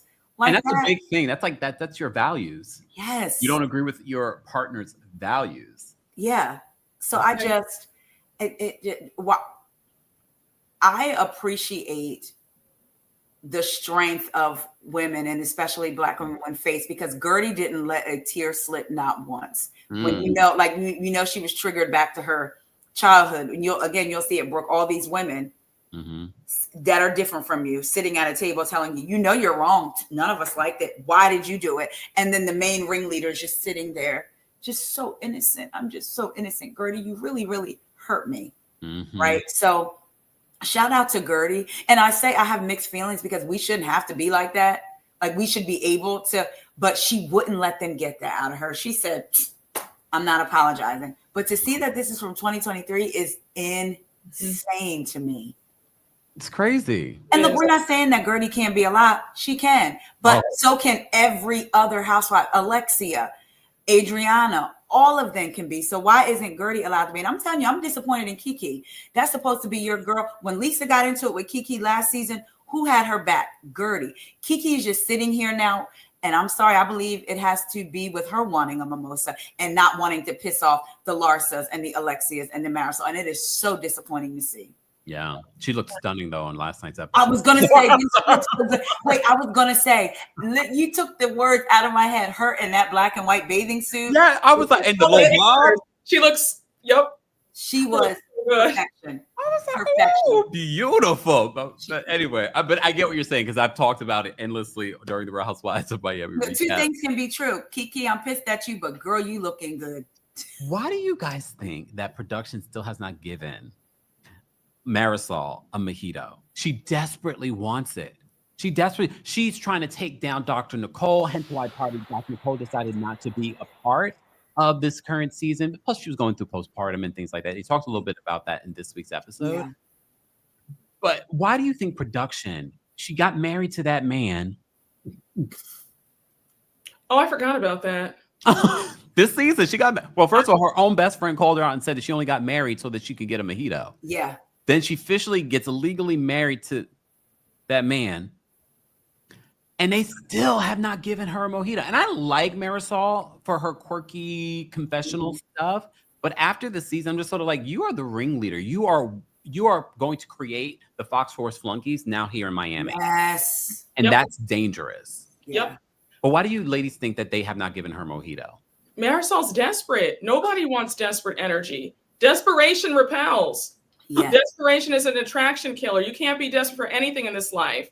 She's the whole thing with trying to make cockies happen, yes. the little weak reads in the confessional. She's a very desperate woman, and it's a turnoff. And like, especially when it comes to the Housewives, it's one of those things where they'll call you, you don't call them. Like, they want you to not want them. Yes. When you want them, they don't want you. So you have to be like, yeah, I don't really care for the show, and let them come to you. Yeah. That's a very desperate, thirsty woman. That's the real reason why she hasn't gotten a mojito, because she wants it too bad. It just oozes out of her pores that whatever she's doing and saying, she wants to be a full-time housewife again. Taria, what are your thoughts on why they're giving him roses? I felt like that because even last night when they were talking, and again, I know Brooke, you'll see this, so I hope I'm not spoiling it too much, but who was going to be on what boat? I thought her and Adriana, for the most part this season, we've seen them have their little ha-ha-hee-hee moments with each other. Mm-hmm. So I thought, we're not going to get a really heavy Adriana versus Marisol season, right? So Marisol's like, I just can't be on that boat with her. And it made me think, Adriana says, I thought we were good. Is she trying to continue this beef? Yes. To have I something think she's trying to alienate Adriana off the show. Yeah. I don't think it's just she's trying to create beef on the show. I think she wants Adriana off the show. And I agree with Brooke. It's the desperate, when they can sense it, they don't want you. Even though I didn't necessarily care for her, when they first came back, she seemed authentic. The thoughts were hers. Like this was just her to do, whether you like her or not. But now it seems like she's acting as the role of a housewife or as somebody, like it doesn't seem, I don't know. She like the whole, I'm leaving. This is so disgusting. The text, it was like, this is so over the top, like even for Marisol. I did notice though at the beginning of the season when she talked about Alexia and Todd, and she said it caused Alexia to do things that weren't even her. And they flashed to Alexia talking about Adriana's boyfriend being divorced, not being divorced, whatever. It was like, did she just kind of throw Alexia under the bus a little bit? And would she be willing to for a mojito? I think she would. She would. Because they weren't all that they wasn't in touch that much during the times that Miami was off. They weren't besties like that. I think they're besties for convenience. Yeah. Stephanie. So Stephanie makes a comment. You'll see this when you watch the episode, Brooke. They're moving back into the house that Masood, and I'm sure you probably also saw what the Reddit streets have been saying about Stephanie and Masood and that relationship with his wife and being sued from his children for taking millions out of their trust. And apparently, allegedly, the wife's family's money is what started his real estate empire, quote empire, because we're not sure if the money is moneying there. How are we feeling about Stephanie? Because on this week's episode, and you'll see this, like I said, Brooke, you'll see that they're moving back into the old house that he used to live in. Because when he got divorced from the ex-wife, they moved out of that old house and into a condo. Now he wants to move. Masood wants to move back in. Interesting why he wants to move back in. But she said, Stephanie says, well, if I'm going to move back in, I'm going to strip it. It's not going to look like what it used to look like. Homegirl says this week, she's like, it looked very Persian, like almost like a genie going to come out of the chimney. I said, when she, yeah. Excuse me? Did you just say that? She also said that, and I also want a separate entrance for the service. We understand that's probably going to happen already. There's no need for you to say that. She don't want them using her entrance. I said, okay, Stephanie. Yeah. I don't, for the servant. Like, wait. Stephanie, I tried to like her in the first episode, but she's insufferable and she's cosplaying as what she thinks a rich person acts like. Growing up the way I did and seeing people who had a whole bunch of, so much money, the housekeepers, they came in through the front door like everybody else. There wasn't any back entrance like it's a restaurant or a hotel. Yeah. What are you talking about? She's made little comments, the constant name dropping with the bags and it's weird. She's not used to this. When you're used to it, you don't have to talk about it. You don't have to talk about what you have on. People can see it. And she also seems to be very insecure about the ex-wife, because you'll see in that scene she's mentioned multiple times. She wants to make sure that when he looks around, he doesn't see the past. And then she took the pool. She had to move the pool to a whole other. Like, she wants to strip this place. First of all, isn't he Persian? I'm not even sure. I don't know. I don't want to assume. Yeah. But I'm assuming if he built the house to look Persian on some level, maybe that's his culture. Right. You want to strip it so it doesn't look that way. She sounds very insecure. Yes. Go ahead, Taria. I was going to say, and to me, when she said what it cost to renovate was the price of a new one. It's one thing when you find a home and you like the bones of it. So you're like, I love the bones, so I'm going to renovate for that reason. No. You are renovating because you're competing with the ghost of the wife past. Mm-hmm. Yes. And so when she said, when those the three things you mentioned stuck out to me, when she said, I don't want him basically looking at the past when he turns a corner. I'm like, in my mind, a man that really wants this new wife to be happy, or I really want, all right, baby, I love this house and we're just going to build a replica. Like what is it about the house that's such an attachment that he's willing to let you demo it? That's the thing. It's not the land on it. He's not saying. So what is it about this house that I need to move back in, but at the same time, I'm letting you demo it? That didn't make sense. It might have something to do with money. Even though they're demoing it, I'm thinking they're downsizing. He already owns this property. He doesn't have to go, and maybe the credit's not the greatest. I don't know, allegedly. And he can't buy another property. I'm going to sell this. I'm going to sell this. Because that's what the Reddit streets are saying. Gotcha. Then I was thinking, oh, well, he already owns this property. So I'm just going to strip and renovate this one and maybe not pay the people that are doing it. I don't know. I don't know. Go ahead, bro. But aren't they saying that the house is in foreclosure? This one or the condo? No, the 8-bedroom. Oh, maybe it's this one. It's on Twitter. They have a clip. The blogs are saying that allegedly, let me put allegedly, the home is in foreclosure, they're saying. And you're renovating a foreclosure home? Or is that for cameras? Even with the renovating and the way she treated them, contractors are on a deadline. You know that. So you walk into film to show your wealth and say, can we get a moment without this? Ma'am, we like you coming in and interrupting our work. It was the way that she spoke to them, but the way contractors sometimes don't show up. No, keep going. We'll speak louder. Yeah, I think she came on here. Even her comment she made about Dr. Nicole. You'll see her say in her confessionals, you know, she loved Nicole, blah, blah, blah. She dated Anthony 20 years ago. She knew his potential then. And then she said, I mean, it's not like we're comparing private jets. I mean, mine is big. Girl. Like, you think Dr. Nicole's worried about how big your jet is? Dr. Nicole didn't they just sell their home to Robbie? $40 million. $40 million. And she had almost $100,000 Birkin. Yeah. Yep. So, like, to me, it screams a little bit insecure. And it also, even though I want her to keep her foot on Alexia's neck, it also reads like I watched this show. So I decided to come in and come after her. In all fairness, too, a lot of them talking about their wealth, in them emphasizing their wealth, is production. It's network led a lot of times.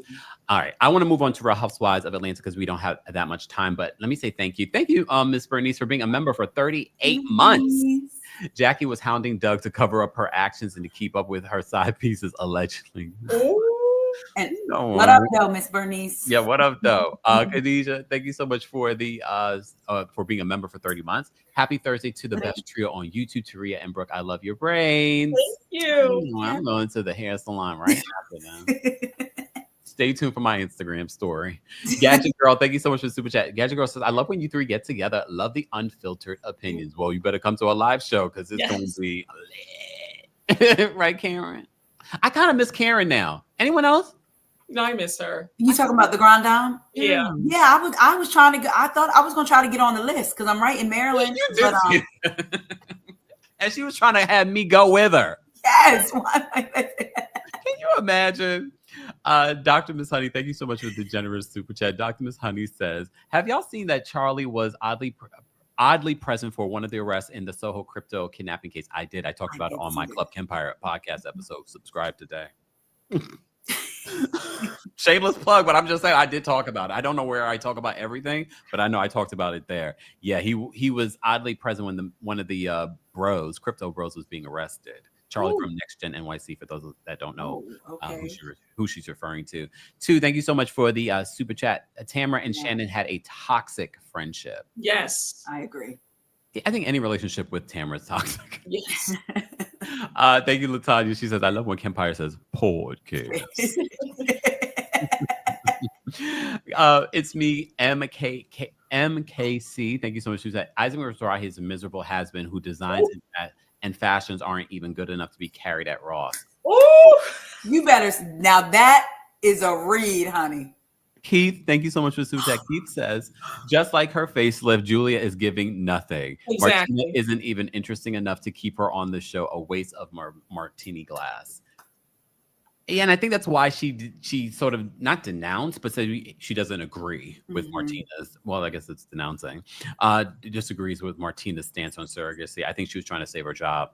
Yeah. I feel like she's thrown Martina under the bus so many times and not shown up for Martina so many times over these few years. I'm like, Yeah. Martina just lets her get away with it for whatever reason. Maybe Martina doesn't feel like she'll get another, but Yeah. I am Unique. Thank you so much for becoming a member. All right, let's talk about Real Housewives of Atlanta. The season is finally over, ladies.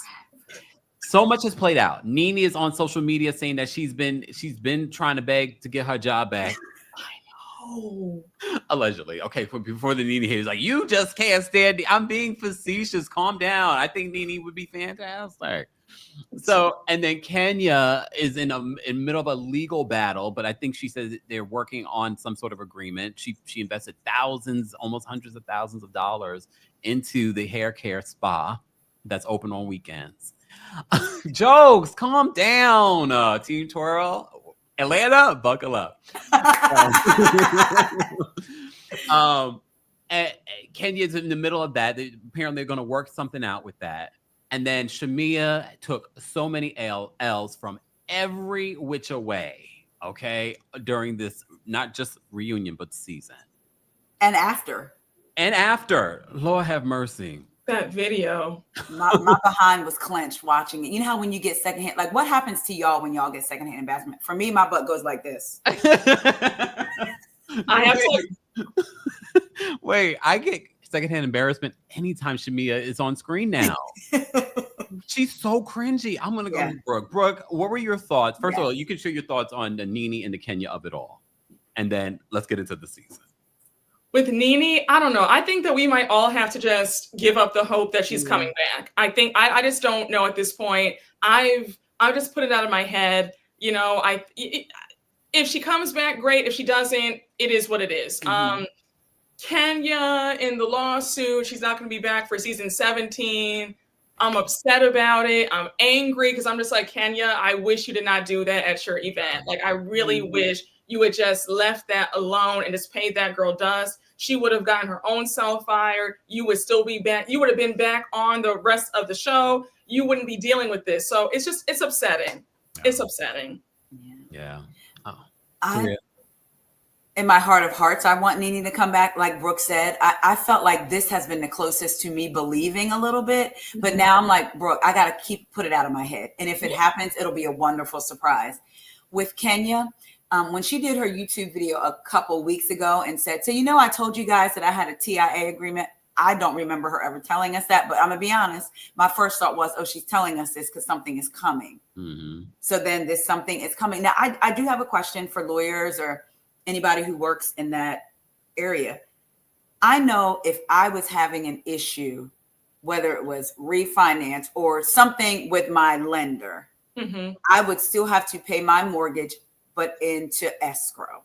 Yeah. So that way, when the problem was solved, because when I rented at a place, they had did something like they came to do something with a light.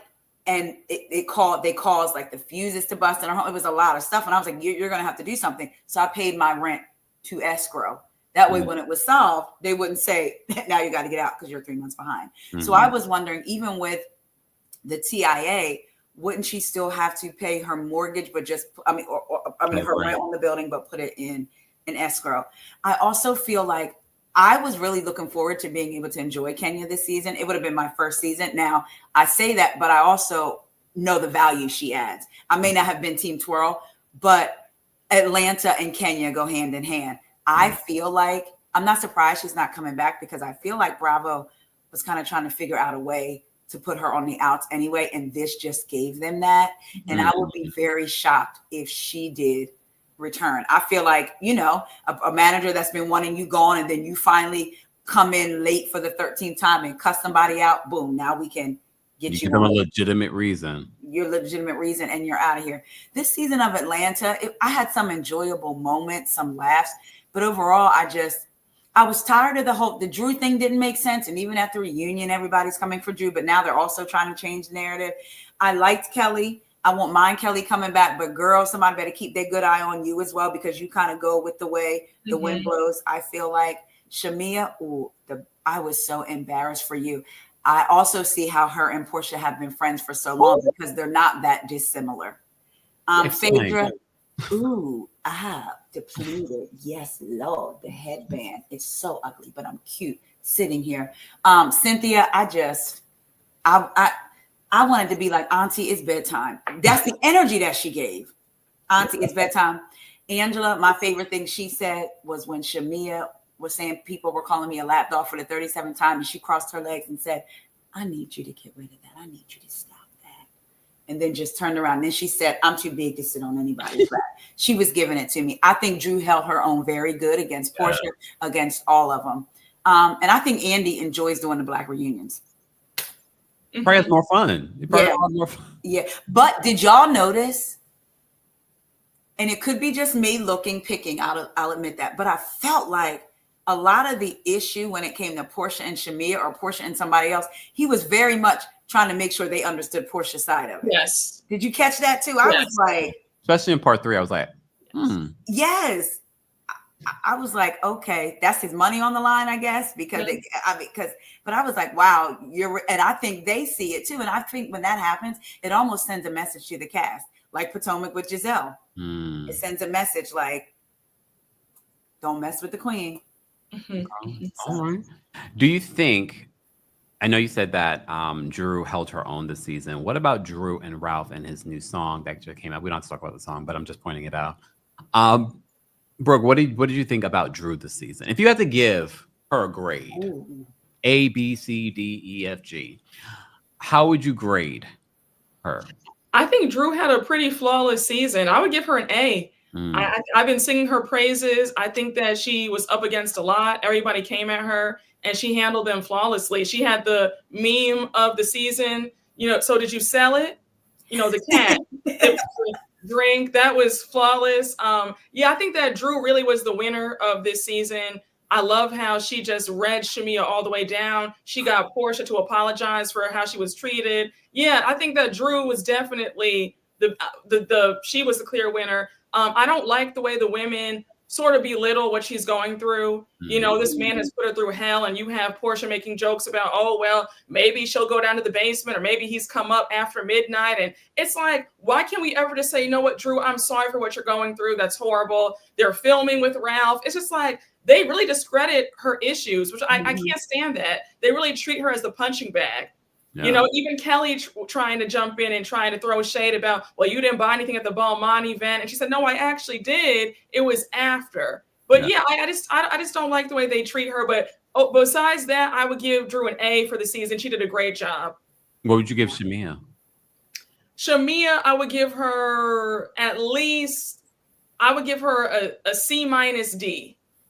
Like, she barely passed, a 68, barely passed. She gave us a strong first 3 episodes I thought were good. The introduction, I liked the first episode. Second episode, good. Third episode, the back and forth with her and Angela at the Balmain event. The 99 no's and Shamina, like, that was cool. But then after that, she just dropped off for me. And then being passive aggressive with not telling her feelings about how she really felt about Portia. Just, I can't get with that. Be direct. You were sitting up in your friend's face for all these years and you're still mad at her, but you're not voicing it. So you hurt your own feelings. I can't respect that. Shamina was a big flop. Then coming after Drew for no reason, you're at the radio show promoting your single and you're talking about your op. Like, who does that? Right. Shamina's been she really fizzled out. I would give her again, C- D, barely pass. She got to take the course again. Yes. I'm gonna give her an I, incomplete. I'm gonna let you try to turn your assignments in next season. Oh, so you want to see her come back next season? I don't care if she comes back, but if she comes back, I'll consider revoking the I if you turn in your assignments. Like, you have some housewives that you want to come back, some housewives that you're like, I don't want you on my screen, and some that are like, So with Shamia, I'm like like, she just, I feel like she is playing a character. Yes. Also, and it's like, and she is so loud. I am a loud person. I say this all the time. Yeah, but she and Kelly have a microphone in their throats, and I'm like, you're not that loud, Taria. Like, I'm around you a lot of times. That's true. That's You true. don't annoy me, and so that should tell you a lot. There's something about Shamia, and I said this before. I really try to keep an open heart, but run back the tape from episode 1. I was like, let's hold off, because everyone's like, she's the glue. She's the, why haven't we seen? We've seen Shamia over the years. She wasn't in a full-time position. We knew about her wealth and things like. Some of y'all didn't, but we knew. But we were sort of like, still something about Shamia, and now we got to really see Shamia for who she really is. I think. Yeah. And I'm okay with her coming back next season, but I feel like I'm going to be proven correct again that Shamia can't help but be cringy in everything that she says and does. Did you guys watch the YouTube video? yes. That was an embarrassment.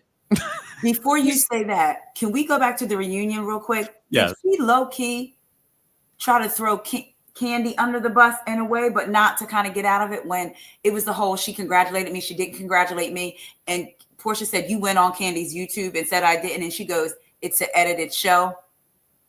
So then are you saying you said it and Candy edited it out? Like there's a sneakiness about her that I don't like. That's the word.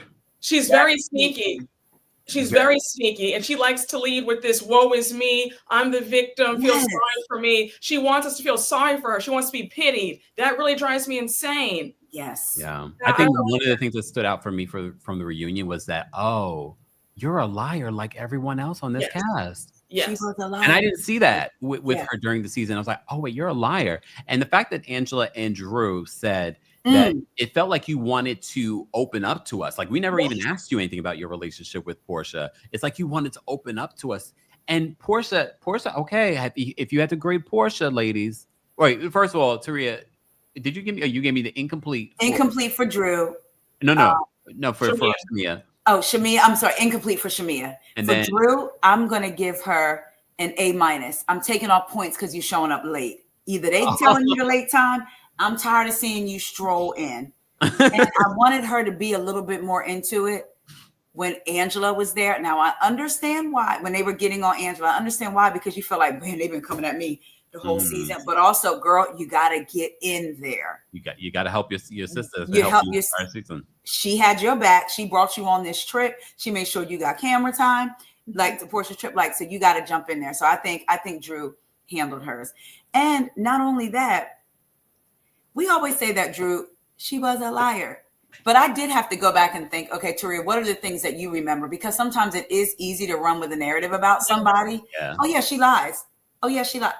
What has she lied to you about? Or were y'all just watching the show from seasons before? And Kelly saying that's about the ball main, that pissed me off because that's not what you were trying to say. You were trying to embarrass her. Yeah. And I do think that Drew didn't know, this still not going to go to the thing. And for when Kelly said, that's what I was trying to tell you. That's what, out of everything, that really made me look at Kelly funny. Like, oh no, you was trying to get in with, okay. Oh yeah. She moves with the wind. Yeah. She moves with the wind. Before I forget, Portia, how would you both grade Portia? Go ahead, Brooke. Reunion or season? No, for the season. Okay. Season. Wait, Brooke, you were going to say something before that? Well, no, because I was going to go back to the video with Shamia. Shamia, yeah. But go back to the video with Shamia. I'm all over the place. Go ahead. The video with Shamia, I mean, I have so much secondhand embarrassment. For her to bring her mother and her cousin on there, praying for her, the mother's prayer, I don't think that even went past the ceiling. I don't know what that was. The cousin talking about it's a circumcision. When I'm sorry. The prayer was, I'm not trying to be funny. That prayer was not it. Yeah. Shamia needs to take accountability that she buried her own feelings for years and did not address it with her friend in private. She sat up there trying to paint Portia as the villain, and Portia is not blameless at all because I whacked Portia all throughout the season. But in this case, you cannot blame Portia when you were not upfront about your feelings. Yes. And that prayer that her mom had was really ridiculous. Wait, hold on. What's that?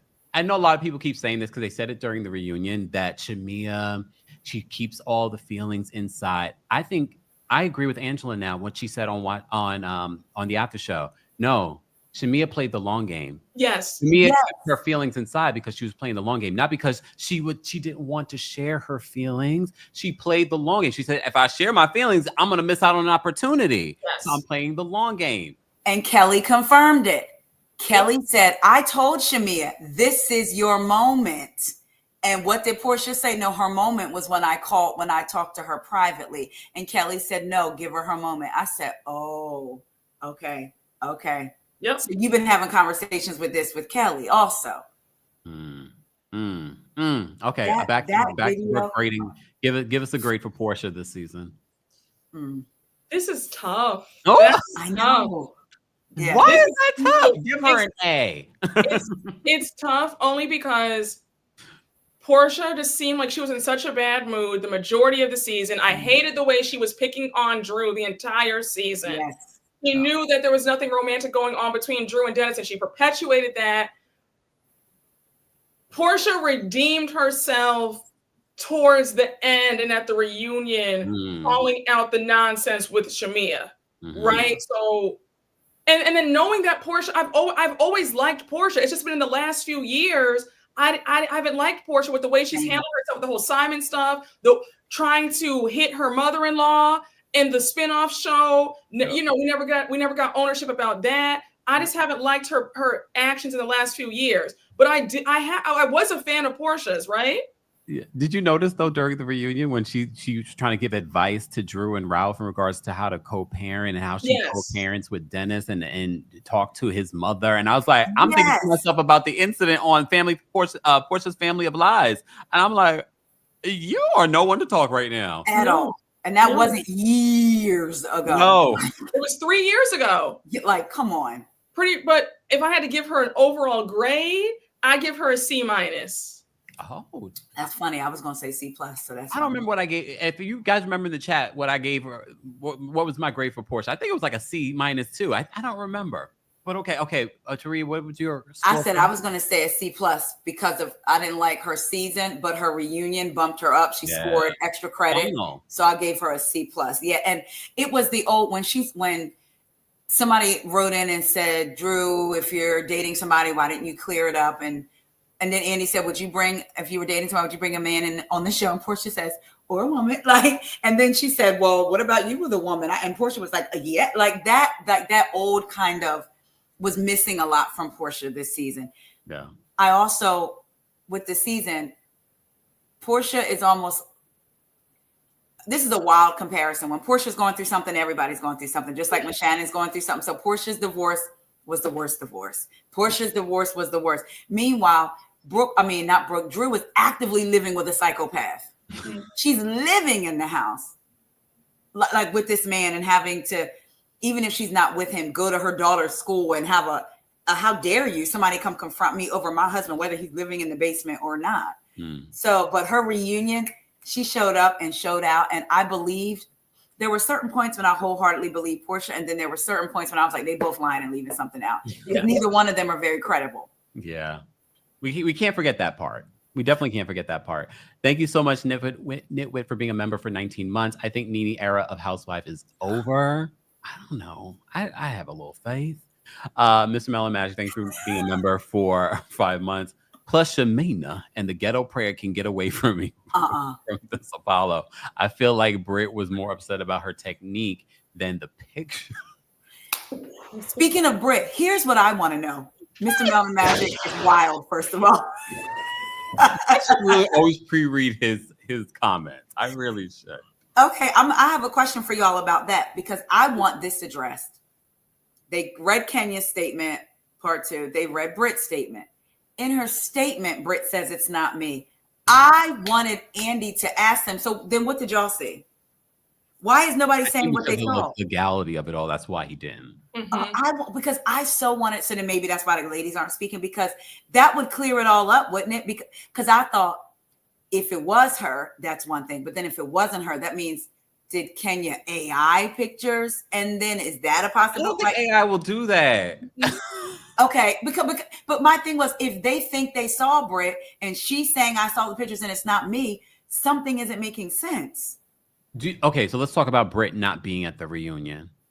She is such a, you know what, as much as I didn't really care for her in the beginning of the season, towards the end, I was like, all right, Britt, you know, come with that. Whether I care for you or not, come with that energy. Say it to their face and say it with your chest. Mm-hmm. Had she done it at the reunion and seen it all the way through, I would have looked at her a little differently. I would have wanted her to see her at the reunion and address Shamia for being passive aggressive about the donation, because I felt for Britt there, because Shamia was like, I mean, she was like, I didn't know you could. I basically what Phaedra said, I've never been in these circles. I don't know what's or whatever. So I would have really been like, okay, Britt, I'll see you if she had came to the reunion. For her not to come was like a coward. Oh, okay. The comment says, okay. The comments have me screaming.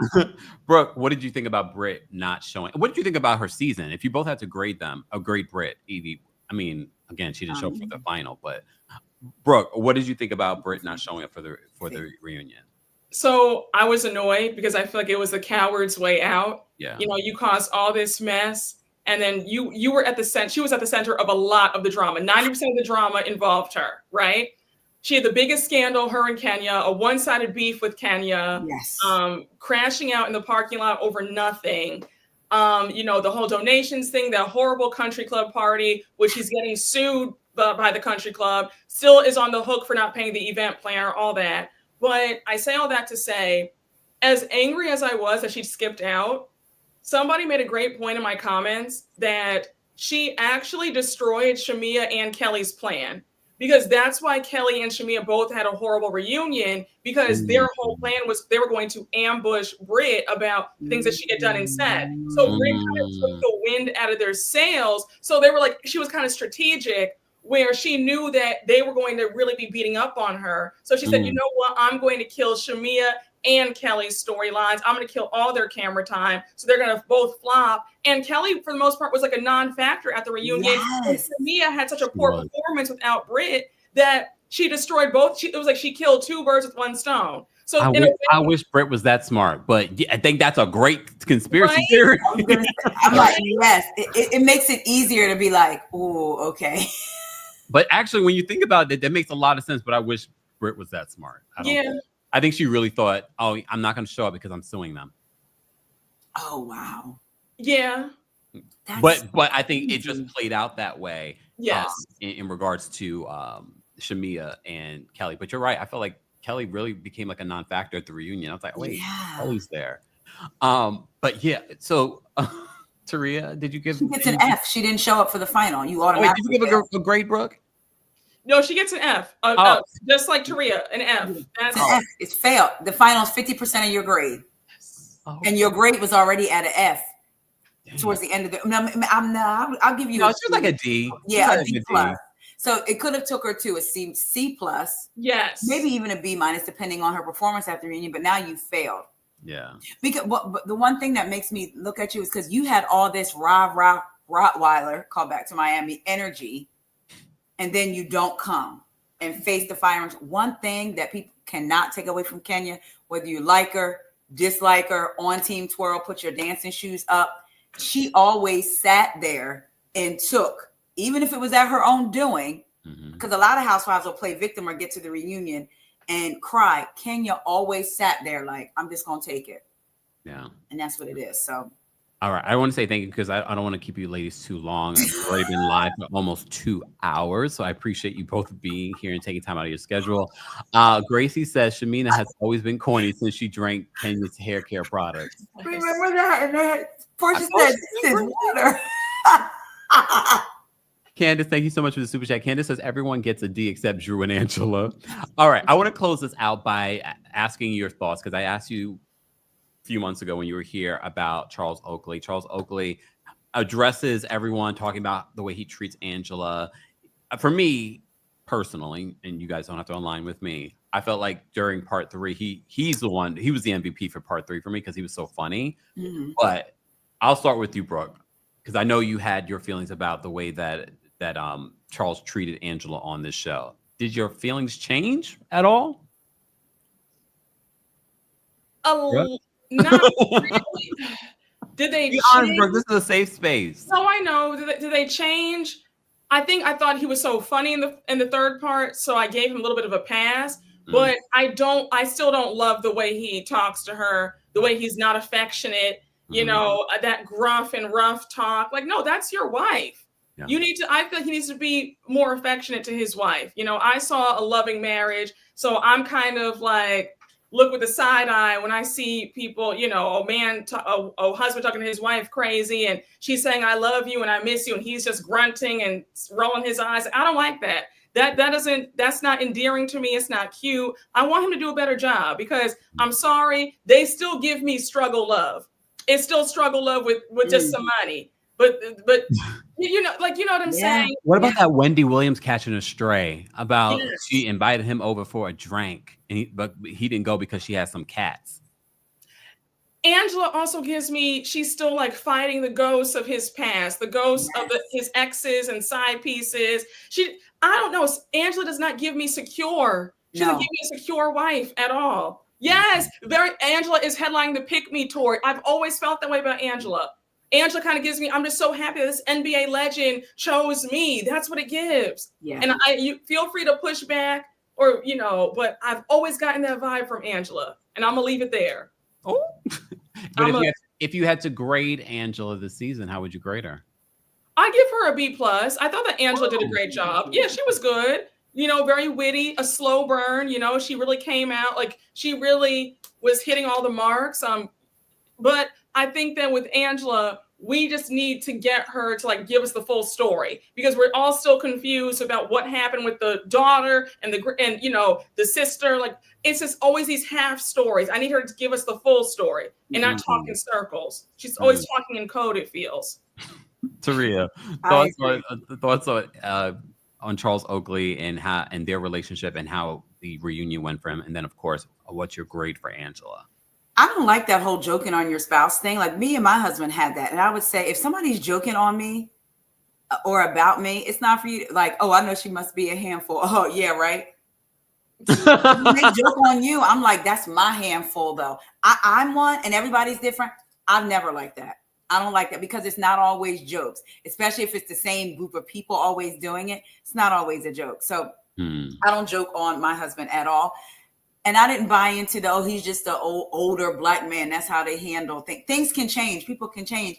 And just like maybe he needs the book, the 5 different languages that Drew had, because your partner may require you speaking a different language than what you want. You may not be affectionate. I feel like Angela wants affection from him and playfulness. Like it was a cute scene when he went backstage and she was like, come on, Oak, I need some energy. And he was doing that. But how, even though we only get a glimpse, how far apart are those moments? I'm with Brooke. I think she's constantly in competition with a woman that she can't see, but that she feels might be there. So that's keeping her in constant motion. Charles asked for a glass. Can you bring me a glass of water? She do a backflip and land in a split to give him the glass. She does all this extra. She feels like she's got to be every woman. Oh my God. Man, so draining. I wonder if either Charles has said it or if in her mind, because he went through what he went through that was so embarrassing for him, I got to be there for him. Because I almost felt like she was kind of taking on that when she was in her therapy session. Yeah. I felt like she was taking that on. So I just want Angela she takes a lot on for him. Yes. And I want her to wake up and see the value that she brings and then move accordingly. I know it's easy to say she should leave but wake up and see who you are. And I bet you, what about that side baby though? You know what? As soon as Natty posted this, I'm hearing Kelly's screeching voice. What about that side baby though? But I bet you if Angela moves differently, it's either going to force Charles to move differently or because I don't know. I know Marcus and Alex had a lot of stories going on, the restaurant tours, non-restaurant tours, waiter, non-waiter.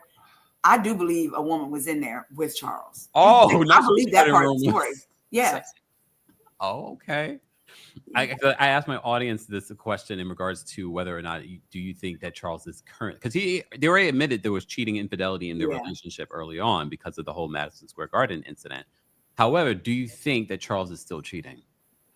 Maybe not right now at this very moment. No, Brooke. I mean, in the last year.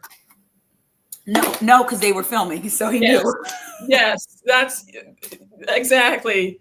Taria took the words out of my mouth. Okay. In the last 3 years, I wouldn't be surprised. Oh, okay. I just spilled my whole bottle of water. Well, that's perfect time for us to get out of here. And I'm saying it on live in case Corey walks in and I can't say I did not pee. When you see me jump, it was because I spilled most of it. And it literally went like this. Oh, Lord. Okay. I want to thank both the Brooke Ashley and Taria Faison for being here for the Real Housewives Ultimate Takeover here on the Kempire channel. Don't forget, you can hear our conversation on the Kempire podcast. So subscribe today to that. I'm also going on tour, and you will see these ladies on tour with me. But Atlanta, I'm coming up there first, August 5th, or down there first, August 5th. Go get your tickets today. And then we're going to be in DC on August 22nd, back in New York City on September 12th. Meet and greets are available for all the shows. And there is a live stream option exclusively for the New York City show. Go get your tickets today so you can see me and these lovely ladies join me on tour for a more explicit conversation about housewives and hot topics. All right, ladies, let people know where they can find you and what's coming up for you. We'll start with Brooke. You can find me over here on YouTube at The Brooke Ashley. I have my podcast by the same name, The Brooke Ashley. If you like to, just yap and have a good old time over on Twitter, I run my mouth there too at The Brooke Ash. Instagram, the same name, The Brooke Ashley _. And yeah, I'm excited to see you again at the Green Room 42 in September. We're gonna have a good old time. But yeah, guys, I'm just living my life. You'll see me on social media, just out here, zipping it and zooming it, honey. So we're just having a good old time. So come follow me if you haven't already, and we have a good time together.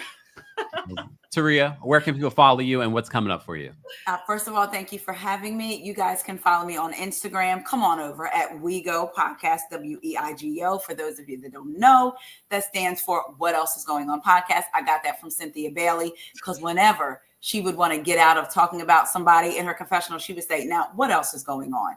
So I just love that. You can follow me there on Twitter, IG, TikTok at We Go Podcast 1. I'm trying to tick and talk a little bit more. Like I put one up yesterday. So go check it out. And the YouTube channel, We Go, WEIGO Podcast, and the podcast itself, What Else Is Going On Podcast. I am excited. I'll be with Kempire April 22nd. April. Is that manifesting? Is he coming back to DC in April of next year as well? I will be with him August 22nd. I am so excited. So come show us some love, and so we can hug all on you and all that stuff. Everyone keeps asking for a Phaedra grade. I feel like Phaedra's there for 10 days. Brooke, what would your grade be for Phaedra? A D? She didn't bring much. She just wrote the paper at the last minute and turned it in at 11:59. So, and then the outfit. You saw that outfit at 3 a.m.? It's an incomplete because she doesn't cite her sources. Try again next season. Okay, one quick question, and I know I keep ending it, but I just remembered because you brought up Cynthia Bailey. You saw what Kenya said about Cynthia Bailey and why she's not talking to Cynthia Bailey. Yes. Quick reactions to that. Do you think Cynthia did something, or do you think Kenya's making it up? I was wondering if she showed a text to Nene, because Nene, I don't know why. I just felt like, because that has happened before with Atlanta. I just can't remember who, where Nene said she saw a text of somebody of something. So I was wondering, Cynthia and Nene are back cool. Did she share that information with Nene? And they all kind of run in some of the similar circles. And then did it get back to Kenya that girl Nene saw your text? That's what I thought immediately. I just feel like she should have said it then. Like, why are you holding back? Just say it. And so when you say things like, I will hold all her secrets, it's like, are you? Yeah. Classy, thank you so much for the super chat. Classy says Kempire with the dream team, Brooke and Taria. Thank you both for being here. Thank you all for watching. Thank you to our mods. Thank you to our King's Guards. Thank you to our channel members. Thank you to everyone that's following us on Twitch. Go follow us on Twitch because you just never know when I'm going to go live and do a little after show there. All right. Thank you both to Brooke and the Brooke Ashley and Taria Faison. More information on them will be available in the description, guys. Don't forget to like the video. Bye, y'all. Bye, guys. Here we go now.